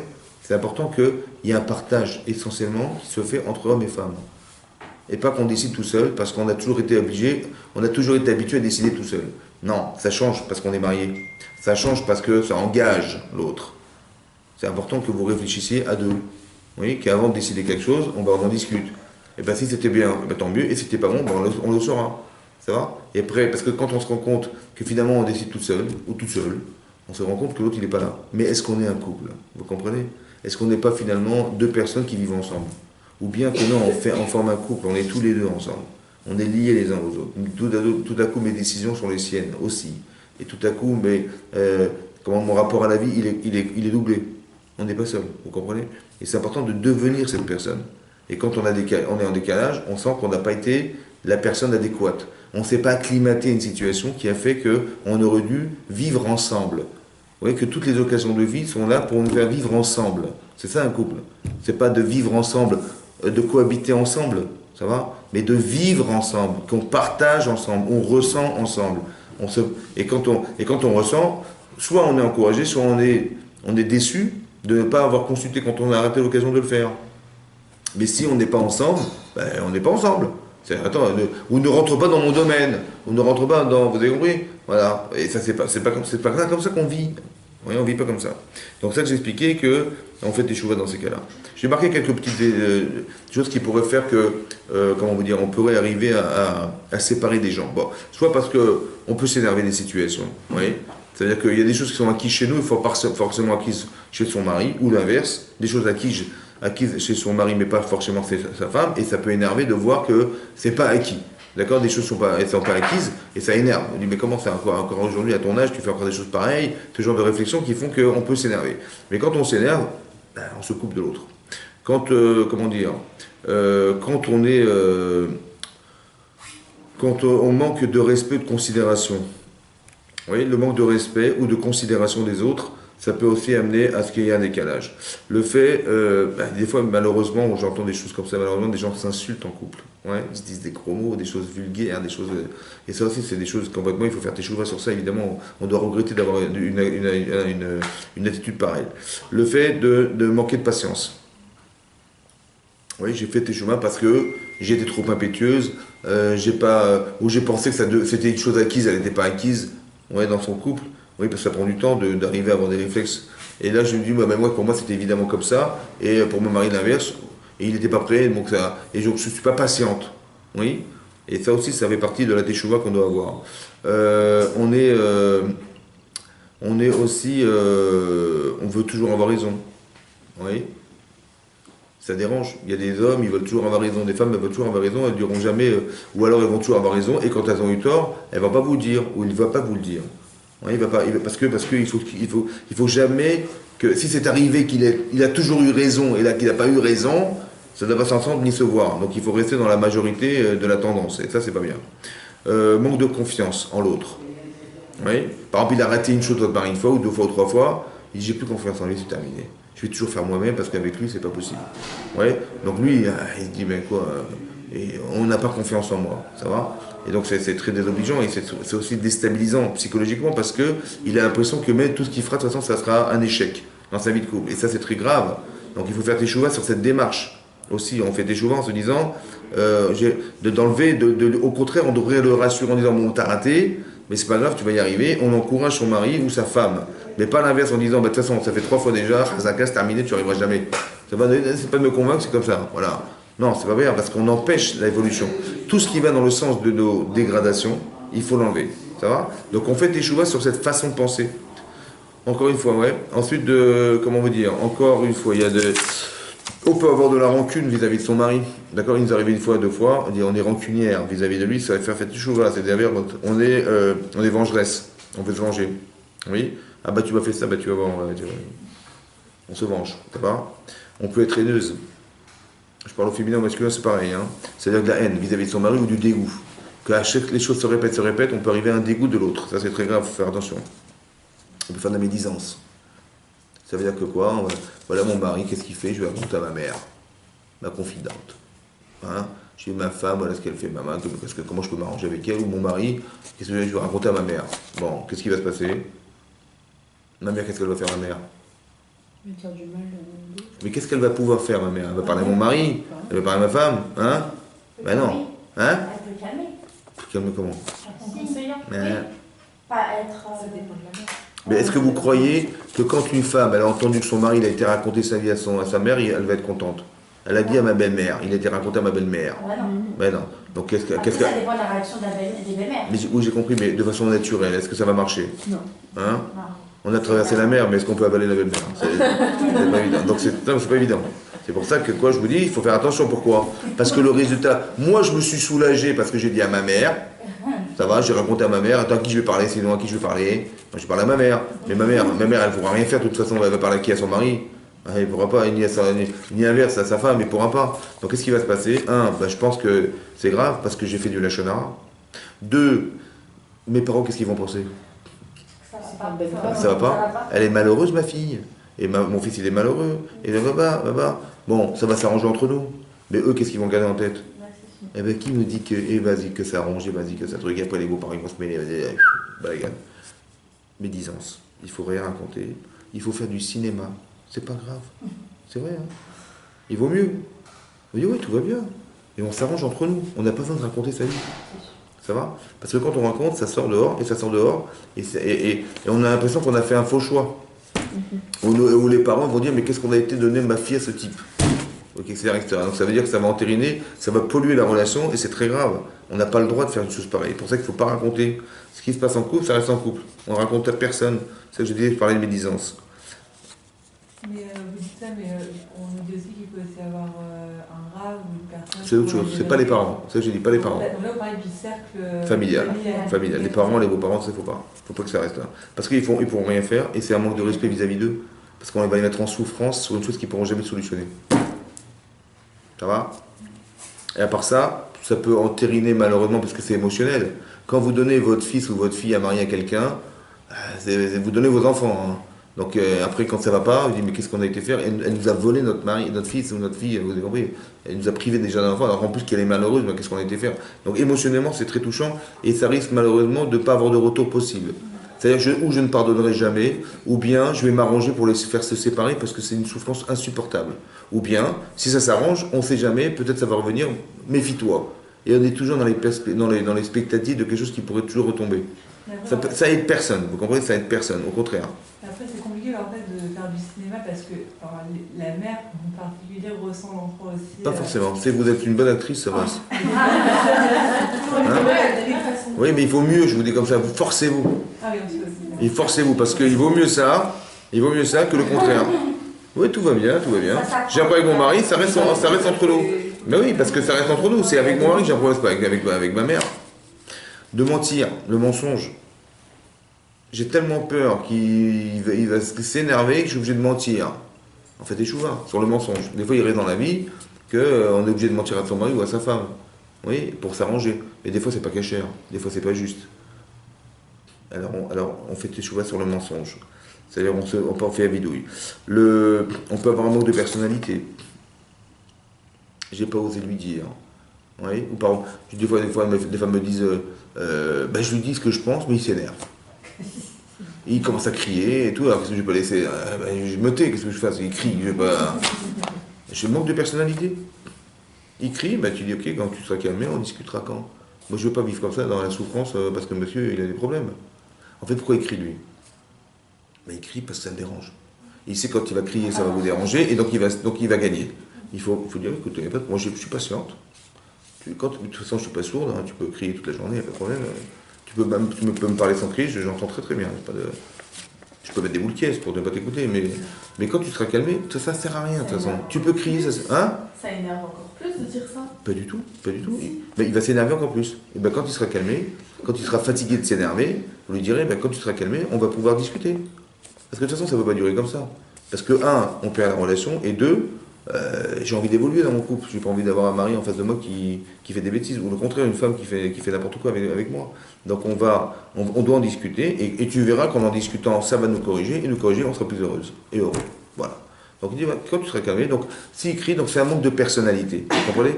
Parce qu'il m'effraie quand il crie, mon mari. Voilà. Et j'ai pas envie d'être là, où les voisins ils vont entendre, et ça va faire des trucs, et j'ai pas envie, donc on se tait, et en fait on encaisse. Donc lui il a gagné, et nous on a perdu. Oui? Donc là, il faut avoir une personnalité, il faut oser faire, d'accord? Se dérober devant ses obligations. On fait échouva aussi sur ça. Ouais, on avait des obligations de mère ou de femme ou de je sais pas. Et on a dit non, on a été faire des courses alors que je sais pas quoi. On a été faire des choses qui n'étaient pas du tout nécessaires devant notre obligation de femme. Et ça, on fait échouva. Ouais, parce que ça peut aussi déstabiliser le couple. Quand ça va pas, on fait toujours la tête. C'est aussi faire échouva. Oui, qu'il faut se préparer à ce que quand son mari rentre à la maison, ou on rentre à la maison en général, d'être souriant. Ça fait plaisir, ça donne envie de recevoir ou de rentrer J'attends, voilà, je sais que ma femme, je vais rentrer, elle va me faire un sourire, ça me donne envie de rentrer vite à la maison. Ouais, mais si je rentre à la maison, alors, c'est moi que tu viens. Ouais. Donc, ouais, d'avoir, sévère panimiafot, ça a l'air d'avoir un sourire. On fait teshuva sur ça aussi, c'est une manière de faire teshuva. Oui, parce qu'on sait que c'est désobligeant et c'est destructeur.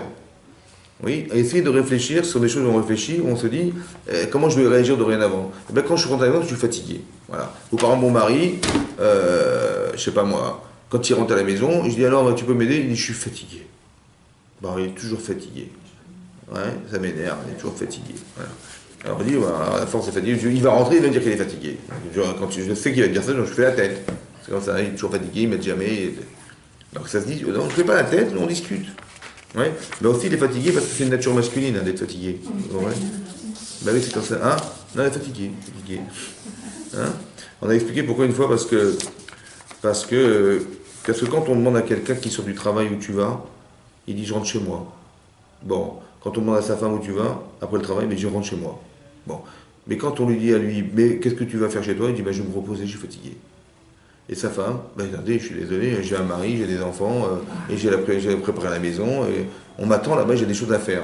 Donc elle a deux métiers. Elle, il a un seul métier, c'est le canapé, le deuxième, et elle a deux métiers. Hein. Alors on a expliqué pourquoi c'est comme ça. Parce qu'on a expliqué, parce que dans la Torah, c'est marqué clairement que l'homme, il a été créé de la terre. Ça va?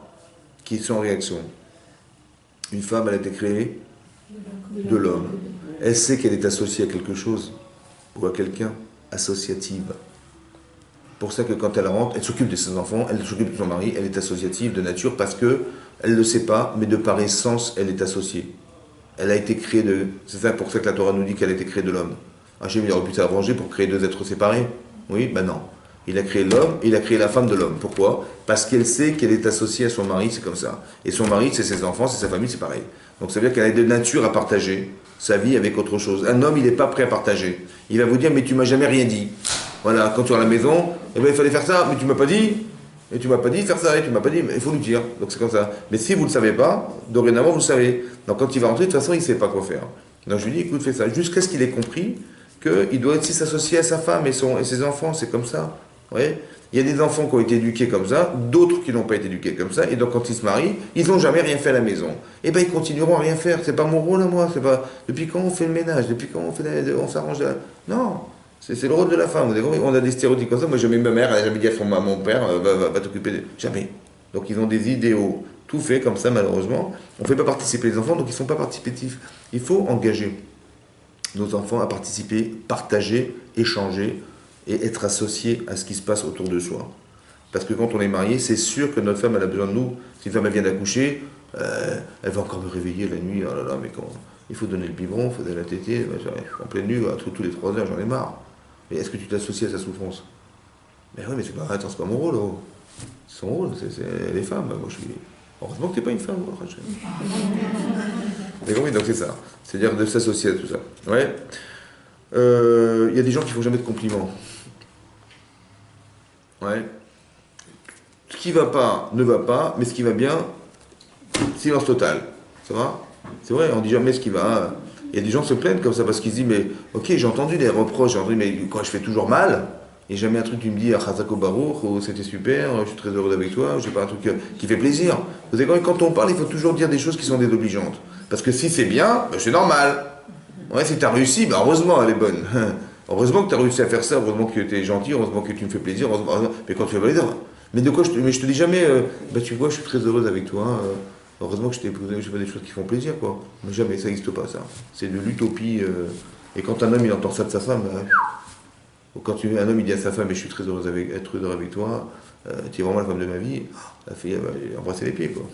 Mais ça, on ne dit pas, on n'ose pas, vous comprenez? Par contre, on est très critique, vous voyez? Et à la fin, hein, c'est fatigant parce qu'on a l'impression qu'on ne sert à rien. C'est faire teshuva sur ça. Faire teshuva sur le fait de jamais complimenter son époux ou son épouse. Ouais, même si ça gratte, son époux. Alors, ne pas être affectueuse. On est affectueuse avec ses enfants, ouais, mais avec son mari, on a du mal. Ouais, ça aussi, faire attention, faire teshuva parce qu'on a besoin de ça. On a eu des parents, et ben maintenant on a son mari et on a sa femme. Donc l'affection, c'est très important. C'est une preuve d'amour et c'est une preuve de considération. Très important. Donc si on ne le fait pas, il faut faire teshuva. Brutal dans ses gestes et ses paroles. Oui, il y a des gens, Chas v'Shalom, ils sont brutaux. Ouais. Et des fois, ils en arrivent aux mains. Ça, c'est sûr qu'il faut les mettre dans la poche. Et la parole, on est brutal, on est comment on veut dire, on dit des choses désobligeantes, où on brutalise la personne parce qu'on est vulgaire, ou bien comment dire, on est sec. Ouais. Et ça, c'est pas bon, ça, c'est pas bien, parce que ça coupe des relations, ça donne pas envie. Vous comprenez? Cette manière de faire, il faut faire teshuva. Vous comprenez? Tout ça, c'est des choses qu'il faut faire teshuva. Comment on veut dire encore, on n'essaie pas de s'adapter à l'autre aussi. On dit écoute, moi tu m'as accepté comme je suis, dis merci Hachem que tu m'as épousé. Ça va? Et heureusement que tu m'as connu. Bien. Donc on ne s'adapte pas aux autres. C'est-à-dire qu'on n'essaie pas de faire en sorte que tu connaissais mes défauts et mes avantages. Mes avantages, Baruch Hachem, mes défauts, tu le savais d'avance, donc on commence à te plaindre. Ouais. Alors qu'en fait le problème c'est ça, c'est que justement on est fait pour ça, pour gommer les défauts. Vous avez compris? On vit en couple justement pour arriver à être heureux et heureuse ensemble. Donc plus on élimine des défauts, plus on épanouit et on vit mieux. Donc le mariage nous a permis de devenir une autre personne. Oui, rappelez-vous toujours de ce principe. On sait ce qu'on est, mais on espère devenir. Ça va? On veut devenir quelqu'un. Il faut avoir un projet de vie commune qui nous amène à être heureux ensemble. Et quand on va être heureux ensemble, ou de rendre heureux ses enfants, c'est aussi une manière de s'éduquer soi-même et de s'arranger. Parce que s'ils ne sont pas heureux, c'est que j'ai un problème. Il y a des gens, des enfants qui font des fugues, et le type il me dit, mon fils il est fou. Il s'est sauvé de la maison. Et où est-ce qu'il va dormir? Bon, j'ai dit, lui il est fou, mais toi ça va, Baruch Hashem. Vous avez compris, c'est ça le problème. Les gens ils ne se remettent même pas en cause. C'est grave, hein, ils ne s'adaptent pas en fait, c'est un problème d'adaptation. Ensuite, vous voyez qu'on fait des choses que dans l'intérêt de soi. Ouais, on ne cherche que son intérêt personnel. Quand ça nous arrange, on le fait, et quand ça ne nous arrange pas, on ne s'en occupe pas, ou bien on fait en sorte que les choses elles s'arrangent comme on a envie. C'est-à-dire qu'on vit dans un cercle fermé qui est soi-même. Ça aussi c'est grave, il faut faire teshuva, que quand on vit en couple, on vit à deux. Ça veut dire qu'on partage, on n'est pas que dans l'intérêt de soi, on ne fait pas que des choses qui nous intéressent et qui vont nous on est contentés, mais en face de soi c'est difficile à vivre. Non, il faut qu'on soit capable de partager. On va peser le pour et le contre. Oui, pas que vivre dans sa petite bulle et de croire que le centre d'intérêt c'est soi-même, que je garde les avantages du mariage mais jamais les inconvénients. Jamais. Ça va, jamais je vais perdre, il faut que jamais que je perde, donc il faut toujours que ça aille dans le sens de ce que j'espère. Qu'on soit homme ou femme, ça peut être pareil, vous comprenez? On fait teshuva sur ça aussi. Vous voyez? C'est une perspective de vie qui est insupportable. Parce qu'on vit que dans l'intérêt de soi. Ouais, vous voyez des hommes, une femme va dire mais mon mari pense qu'à lui, et moi je suis une femme de ménage, je suis une serpillière, je fais rien du tout, c'est pas normal. Vous avez compris? Donc c'est désobligeant. C'est-à-dire qu'on perd son identité carrément. Il faut faire très attention. On fait teshuva. Donc tout ce que je vous dis, c'est des choses qu'on doit se dire, oui, parce qu'on le vit en couple, on le voit bien. Et le principe fondamental, c'est de comprendre que tout ce qui nous sépare doit disparaître. Oui. On a pu être malheureusement mal éduqués, parce qu'on nous a couvés, parce qu'on nous a toujours tout fait pour soi-même. On était l'enfant roi, voilà l'enfant roi, et on a tellement joui d'être l'enfant roi pendant 25 ans, que ma femme ne va pas me rendre un petit prince. Non, je veux rester le roi à la maison. Donc moi, je ne fais rien, et je garde mes intérêts et mes avantages. Voilà. Vous avez compris? Voilà. Et ça, c'est fini tout ça. On fait teshuva sur ça. Oui, on est là pour partager sa vie, et pas pour la comment vous dire, et ne pas la vivre seule. Ouais, on n'est pas des couples célibataires, c'est ça que je veux vous dire. D'accord? En tout cas, c'est clair qu'on fait teshuva. Donc il y a le vidouille. Ça, c'est une chose. Après, il y a ce qu'on appelle la teshuva, ce qui n'a rien à voir. Alors, le Rambam d'expliquer que la teshuva, c'est comme ça. Alors, premièrement, c'est marqué que c'est quoi une teshuva gmura? Quand est-ce qu'on sait qu'on a vraiment fait teshuva? C'est-à-dire que notre teshuva, notre mise en cause, elle a été agréée par Hachem. Est-ce que vous lui téléphonez des fois? Non. Donc on ne sait pas quand est-ce qu'on va savoir qu'Hachem il a agréé ma teshuva.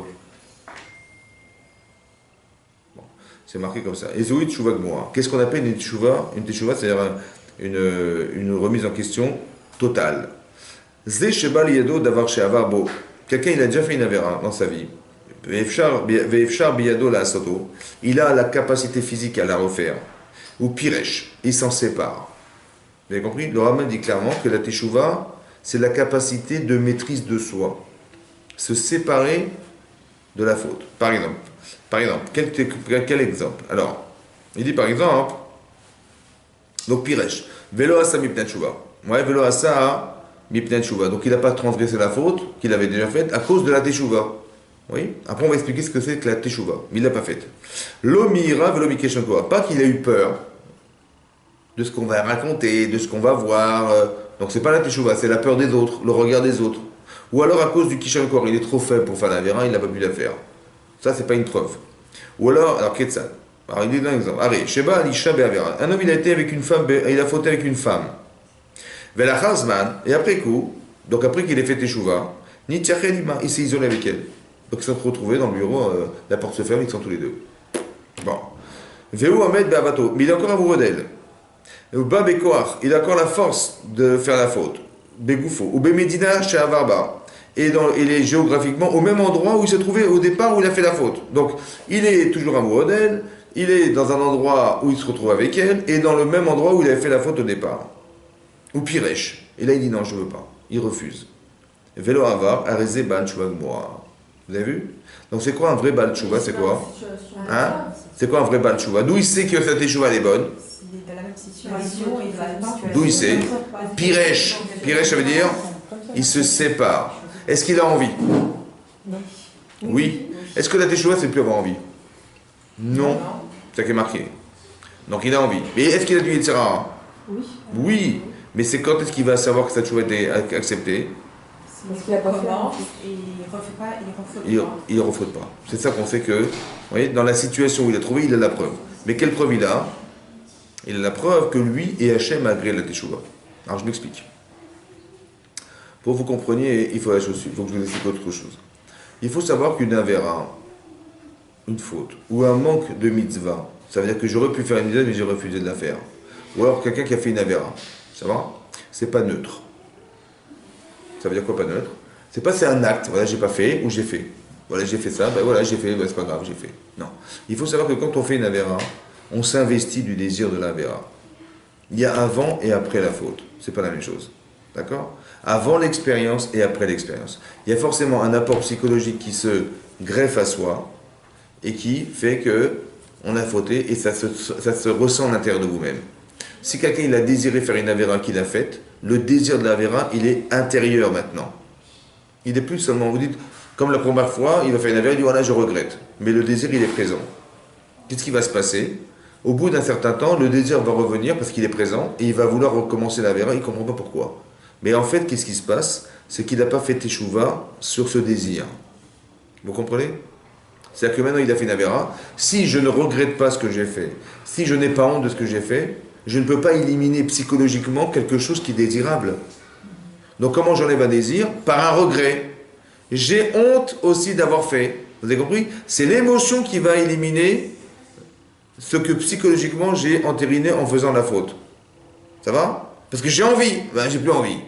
Mais comment j'ai pas envie? Mais comment? Alors si c'est intellectuel, tu vas, ah mais ben, j'ai essayé mais j'ai pas réussi. Ça va? Et je vois que ça revient tout le temps. Ben oui, parce que le désir n'a pas été finalisé. À cause de quoi? Parce que j'ai pas eu assez honte de ce que j'étais.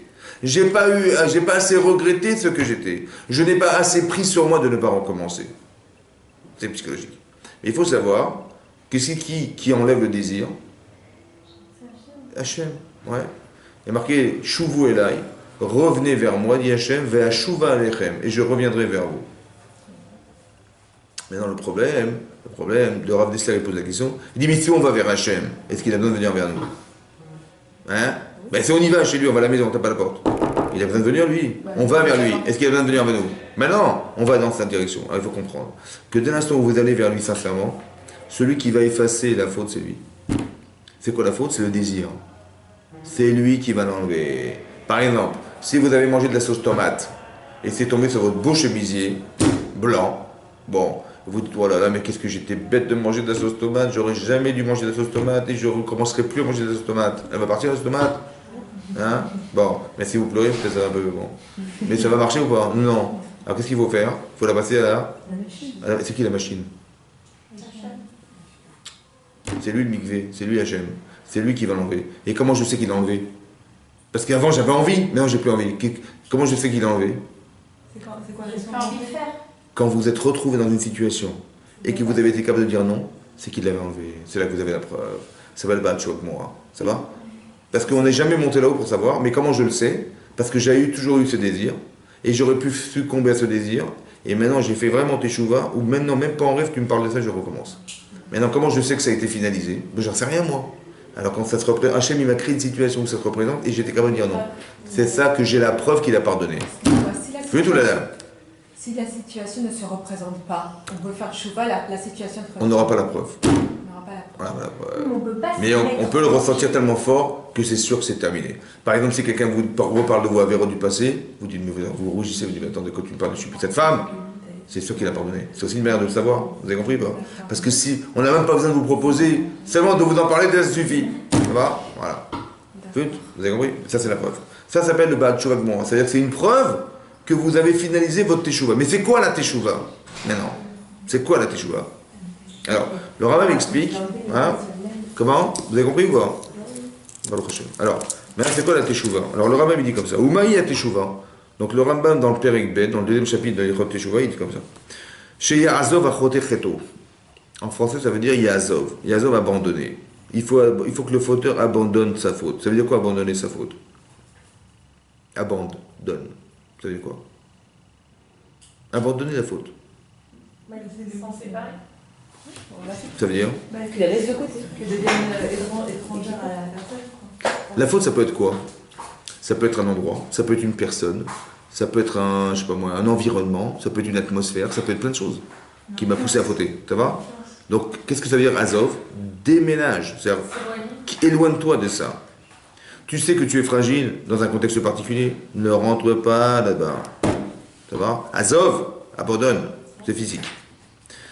Veyassiro memarachavto. Il faut le retirer de son esprit. C'est compliqué déjà. Oui, la sir memarchava, c'est évacuer de son cerveau. Ça va? Après, comment ça s'arrange? Comment on fait? Pour enlever de son cerveau une idée qu'on avait de faire une avéra. Ou de ne pas en faire. Une mitzvot. Mais d'enlever, c'est dur, hein? C'est rapide? Est-ce que c'est rapide, ça? Ça va vite, ça? Non. Non. D'accord. Donc, quand, par exemple, vous avez fait tchouva l'année dernière, c'est bon, c'est fini, ça va? Vous vous dites, bah, j'ai fait tchouva l'année dernière et je retombe dans le même problème. Et ça fait 2-3 ans que je fais des tchouva et c'est toujours pareil. C'est normal ou pas? Vous dites, bah, c'est pas normal, Dieu, alors, qu'est-ce qu'il fait? Qu'est-ce qu'il attend? Hein? En vérité, c'est normal. Parce que des choses, ça ne se libère pas en 5 minutes. C'est de la répétition. Voilà, il faut de la répétition pendant il faut 10 ans, ou 20 ans, j'en sais rien. Vous avez compris pas? Parce que changer des habitudes, ça prend pas 5 minutes. Vous dites, pourtant, à Kippour, on a fait des tchouvas, de folie. Et pourtant, je recommence toujours. Et j'en ai marre. Souvent, des bachos, ils disent, ils perdent leurs moyens parce qu'ils disent, attends, j'ai fait des tchouvas, j'ai fait tout ce qu'il fallait. Le Rav m'a dit, il faut faire prier la prière, il faut faire et je vois que c'est toujours le même problème. C'est toujours le même problème. Je dis, bah oui, bah c'est long. Hein. D'accord? De se construire, c'est long. Donc il ne faut pas avoir peur. Il ne faut pas tomber dans ces panneaux. Ensuite, c'est marqué comme ça. Donc, 1, il faut la azov, abandonner la faute. D'accord? Physiquement. 2, de la retirer de son cerveau. Après, on va expliquer comment ça marche. Il conclut dans son cœur. Il dit, c'est terminé, j'arrête. Je ne recommencerai plus, c'est fini. Je me suis juré de ne plus recommencer. Chez Neymar, Yazov Rachadako. Et il regrettera. À la Sheavar sur le passé. Chez Neymar, Rachare Boshovin Yihabdi. Ça va? Et donc témoignera Hachem qui ne recommencera pas. Donc dans l'ordre, on a dit comme ça, dans l'ordre des choses. La Azov et Tachet, d'abandonner la faute, de la retirer de son esprit, de prendre sur soi de ne pas recommencer, et après de regretter. Ça va? Dans l'ordre, ça va? C'est bizarre, hein? Dans le vidouille, qu'est-ce qu'on a dit dans le vidouille? Quand je me repentis, qu'est-ce que je fais? Je dis ce que j'ai fait. Ouais, je dis. Pas, on est quoi, on est dimanche. Je dis. D'accord? Je dis ce que j'ai fait. Qu'est-ce qu'on dit d'autre? Je dis ce que j'ai fait. Ensuite, hein? J'ai honte. Je regrette. Et je prends sur moi de ne pas recommencer. Donc je regrette et après je prends sur moi de ne pas recommencer. Et là, c'est marqué l'inverse. Dans la Teshuvah, je prends sur moi de ne pas recommencer et après je regrette. Pourquoi c'est l'inverse? Dans le vidéo, je dis voilà, j'ai honte de moi, je recommence, je regrette ce que j'ai fait. Après, je dis c'est terminé, je ne recommence plus. Ça, c'est dans le vidéo, dans ce que je parle à Hachem. Et quand je fais Teshuvah, c'est pas comme ça que je fais. Je prends sur moi de ne pas recommencer et après je regrette. Ah, parce que je mets une barrière tout de suite.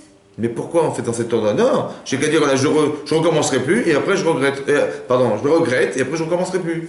Pourquoi dans la teshuva, il faut d'abord prendre sur soi pour recommencer, pour regretter? Alors que dans le vidouille, dans le fait de se repentir devant Hachem, on a honte, on regrette et après on prend sur soi pour recommencer. C'est quoi la différence? Alors, il faut comprendre comme ça. La teshuva c'est différent. Pourquoi c'est différent? Parce que la teshuva c'est un comportement. Vous voyez, vous avez compris? Il faut avoir un comportement différencié. Il ne faut plus faire comme avant. Faire comme avant. Il ne faut plus faire quoi? Il ne faut plus fréquenter ces gens-là. Il ne faut plus se retrouver dans ces endroits. Il faut l'abandonner. Par exemple, imaginez-vous quelqu'un qui a grandi dans une cité, on ne va pas dire de nom, mais une cité où il ne faut pas vivre. Ça va? Ses parents ne sont pas occupés de lui. Il a vécu dans la cité. Il n'a jamais été à l'école buissonnière. Quel est son avenir?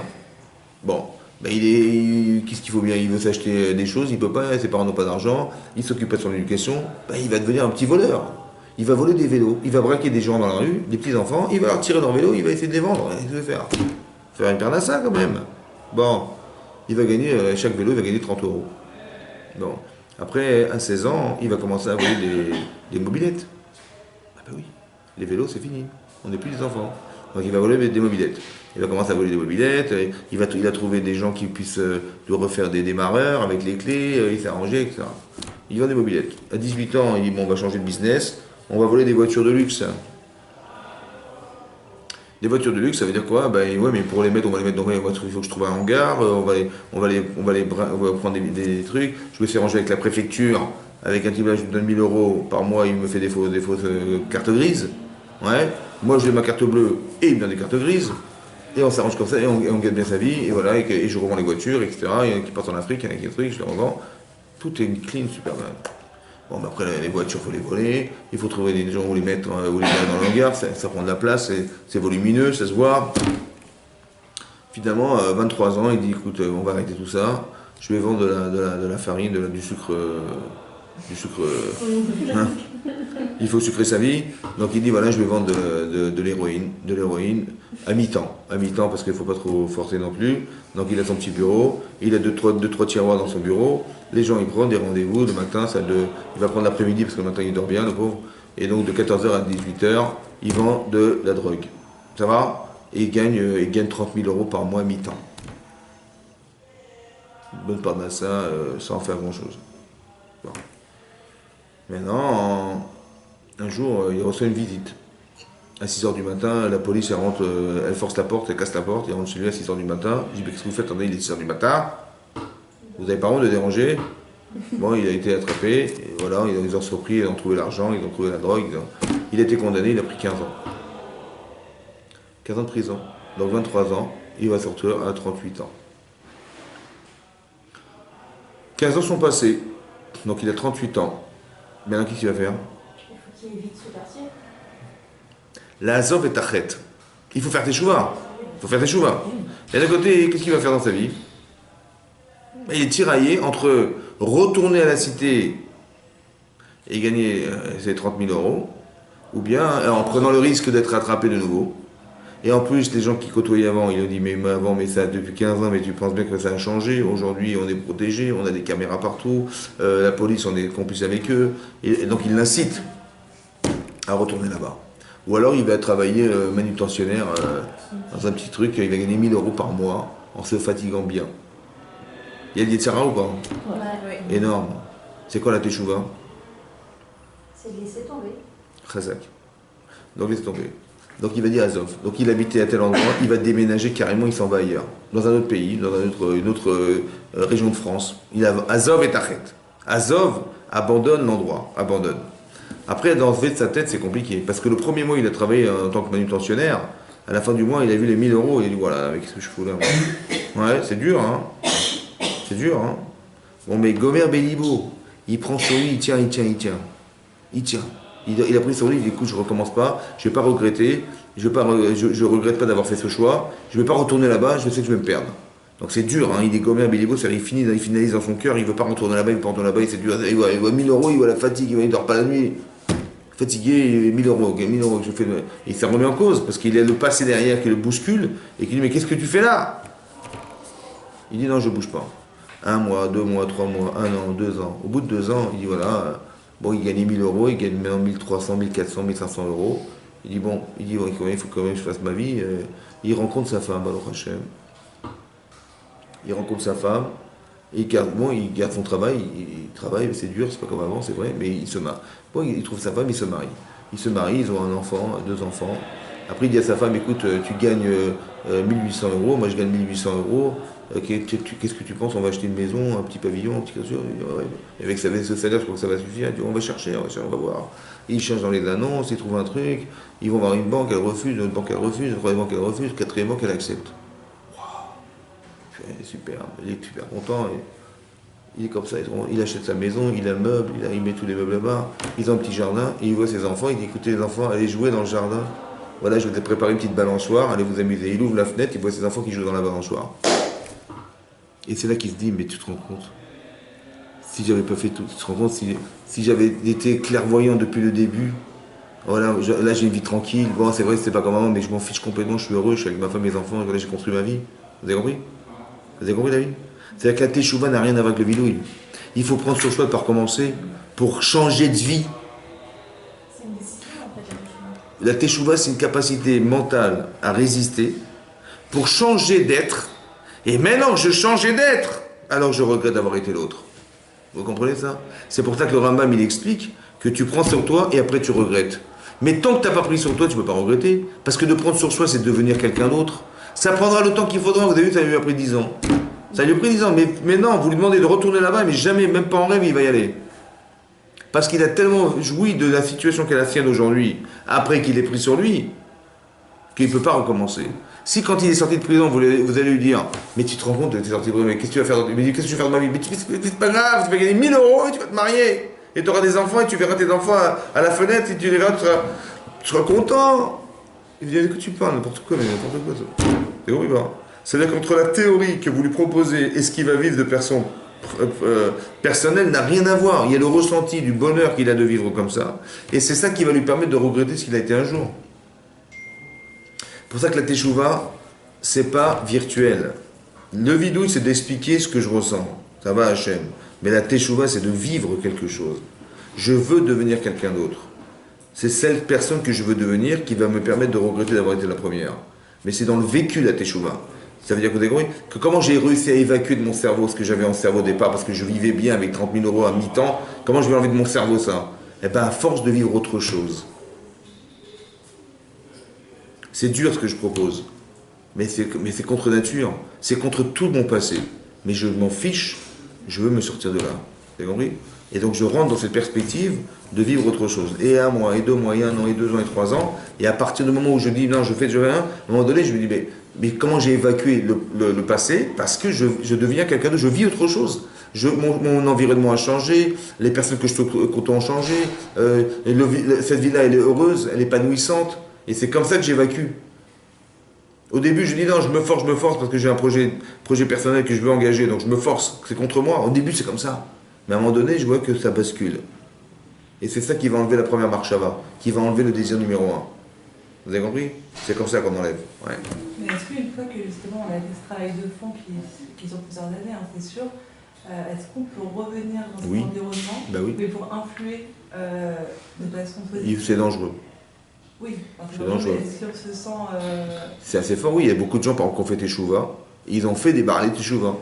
Ils ont fait eux-mêmes teshuva et ils ont permis aux autres, comme ils ont compris les mécanismes, de faire teshuva aux autres. Oui, Ouais. parce que dans le sens où, d'accord, il y a le cas de non-juifs, les juifs, mais quand il y a des juifs qui sont sur nous, chacun à son niveau, c'est aussi c'est nos frères, quoi. Oui. Donc, quand on revient, c'est pas non plus, si on vient avec l'objectif de se dire, voilà, si on garde nos convictions, etc., comme tel, rien que le fait d'être là, peut-être que même si c'est du non-verbal, ils vont ça peut-être après les influer. Oui, on parle pas de ça. Donc ça, on peut bien sûr. si on sent qu'on Mais le fait que vous soyez religieuse et vous donnez envie de l'être, vous allez faire des belles choses autour de vous.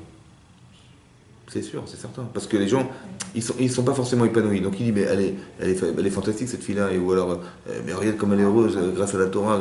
Ça donne envie, c'est comme ça donne envie. Parce qu'eux-mêmes, ils savent bien que quand ils pratiquent pas les mitzvot, ils sont trompés par les gens, ils tombent avec des gens malhonnêtes, qui n'ont pas de vertu, qui n'ont pas de principes, qui n'ont pas des trucs. c'est pas une vie qui est agréable. Quand on voit les gens qui sont réglo, ils font attention, ils ont Yirat Shamaïm, ils ont peur de mal faire, au contraire, ils sont encouragés à faire, c'est un mitzvot, ça n'a rien à voir. Votre simple présence, ça suffit des fois à faire changer des gens. Vous avez compris, comme Aaron à Cohen, il va parler à ce monsieur, et l'autre il va changer carrément, parce qu'il dit, mais attends, Aaron à Cohen, on peut profiter d'un prestige pour encourager les gens à vouloir être attirés par soi-même, parce que ça va pouvoir permettre à ces gens-là de changer. Le simple fait d'avoir une autre image de soi, ça suffit. Je parle même pas de construire une personne, je parle d'avoir une autre image de soi, ça suffit déjà. Alors a fortiori si je construis la personne, c'est-à-dire que la personne elle vit dans un endroit où elle évolue, vous habitez dans un endroit où il n'y a pas de Torah, il n'y a pas de mitzvot, il n'y a rien du tout, il n'y a pas de synagogue, il n'y a rien du tout, c'est très compliqué. Où il y a des gens, ils se plaignent de leur travail, ils se plaignent du quartier dans lequel ils vivent. Je dis, bah déménage. Je dis, au boulot, j'ai des problèmes, et j'ai pas d'amis. Bah, je dis, mais déménage. Tu peux pas rester malheureux toute ta vie, c'est pas possible, vous avez. Il faut réfléchir à se dire, mais non, c'est.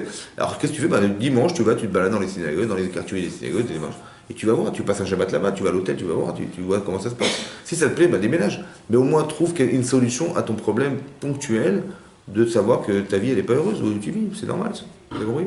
Et après les gens ils broient du noir, en couple ils broient du noir, dans leur vie ça les énerve parce qu'intérieurement ils sont malheureux, c'est comme ça.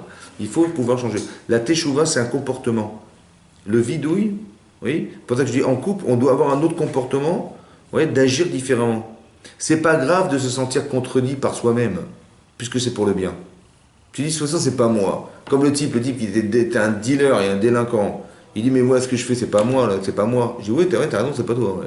Mais c'est pas ça, c'est pas grave. Et tu vas devenir quelqu'un d'autre. Parce que pour changer, il faut accepter d'être un autre. Donc ça sera pas toi. Mais c'est pas grave. En couple, c'est pareil. Tu dis, ouais, mais là, j'ai l'impression de ne pas être moi-même. Je dis, bah oui, bah, tu fais tes choix, c'est normal. Tu veux essayer d'être l'autre personne. Encore faut-il avoir une perspective de ce que tu veux atteindre. Au départ, vous avez compris? On étudie la Torah pour avoir une perspective. Quand on étudie les personnages de la Torah, on sait qu'Abraham il a fait ça, mais tu dis, mais si même en rêve, j'aurais même pas imaginé. Ben, c'est possible. C'est-à-dire qu'on peut atteindre quelque chose d'extrêmement fort dans le chesed, que même à la douleur, il a fait la brit mila, il est en souffrance, et ben il va inviter des gens à la maison. Comment il fait? Tellement le désir il est fort, ça va au-delà de sa conscience personnelle. On peut atteindre ça, c'est possible. Mais si moi, si c'était pas la Torah qu'il avait dit, j'aurais dit, c'est inhumain ce qu'il a fait, c'est pas normal. Mais c'est possible. Et humainement, c'est un exemple donné pour dire qu'humainement c'est possible. On a des exemples dans la Torah pour dire les limites de ce qu'on peut atteindre. Mais non, on n'atteindra pas ce niveau-là, c'est pas grave. On peut changer, c'est ça que je vous explique. Et c'est important de comprendre, d'accepter qu'on peut changer, ou on peut faire changer. Voilà. Le problème, c'est que les gens pensent que c'est pas possible pour eux, et c'est pas possible pour les autres. Alors ils disent, non, ça sert à rien, de toute façon, ils ne changeront jamais de sa vie, ou elle ne changera jamais, ça ne sert à rien de discuter. Non, il faut partir du principe qu'on peut changer. On n'est pas là pour changer les gens, oui, mais on peut permettre ce changement. Vous avez compris? Quand il y a des gens qui disent, voilà, je vais l'épouser, et il va changer. Ne vous inquiétez pas, il va changer, il ne va rien changer du tout. On ne part pas dans des perspectives de changer les gens. Ça va? Parce que on n'est pas là pour ça. Vous comprenez? On n'est pas là pour ça. Par contre, on peut inviter les gens à s'améliorer. C'est différent. Non, Marie, je vais le changer, vous allez voir comment je vais le changer. Non, tu ne vas rien changer du tout. Il faut simplement qu'on améliore la relation. Et automatiquement, si on est heureux d'être comme ça, on va forcément accepter de changer. Mais c'est une invitation au changement. On n'oblige pas les gens à changer. Ça va? Parce que d'obliger, ça ne passe pas. Obliger, à un moment donné, même s'il est docile et gentil, ou elle est gentille et docile, elle va accepter, mais au final, elle se dira, mais c'est pas moi. C'est pas moi qui ai décidé, c'est à cause de lui que je l'ai fait, et ça je le refuse, et donc elle va partir. Les gens qui refoulent une acceptation au départ, c'est simplement parce qu'on se sent sentis obligés de le faire. Il faut que la personne elle soit entière. On invite les gens à faire. Avec nos enfants c'est pareil, avec n'importe qui c'est pareil. Il faut inviter les gens. Il faut donner envie de faire. Et sans, vous avez compris, Aaron à Cohen, il n'a pas dit, mais attendez, avant que je rentre chez vous, d'abord, c'est cachère chez vous. Qu'elle vient de vous manger, qu'est-ce que vous mangez? Il n'avait fait aucune critique. Et là, on s'est senti accepté. Et là, on peut vous embrasser les pieds comme ça. Vous avez compris? La personne, elle est tellement heureuse de vous recevoir parce que vous n'avez pas été critique vis-à-vis d'elle. Vous n'avez pas remis en question. Vous ne l'avez pas déstabilisé. Vous lui avez fait cavone, en fait. Vous l'avez respecté. Et ça, ce respect, il n'a pas de prix. Et en couple, c'est très important. Que dès qu'il y a une critique à faire, c'est très intelligent de le réfléchir de façon à ce qu'il n'y ait pas de séparation. Vous comprenez? Il n'y ait pas d'écart entre nous.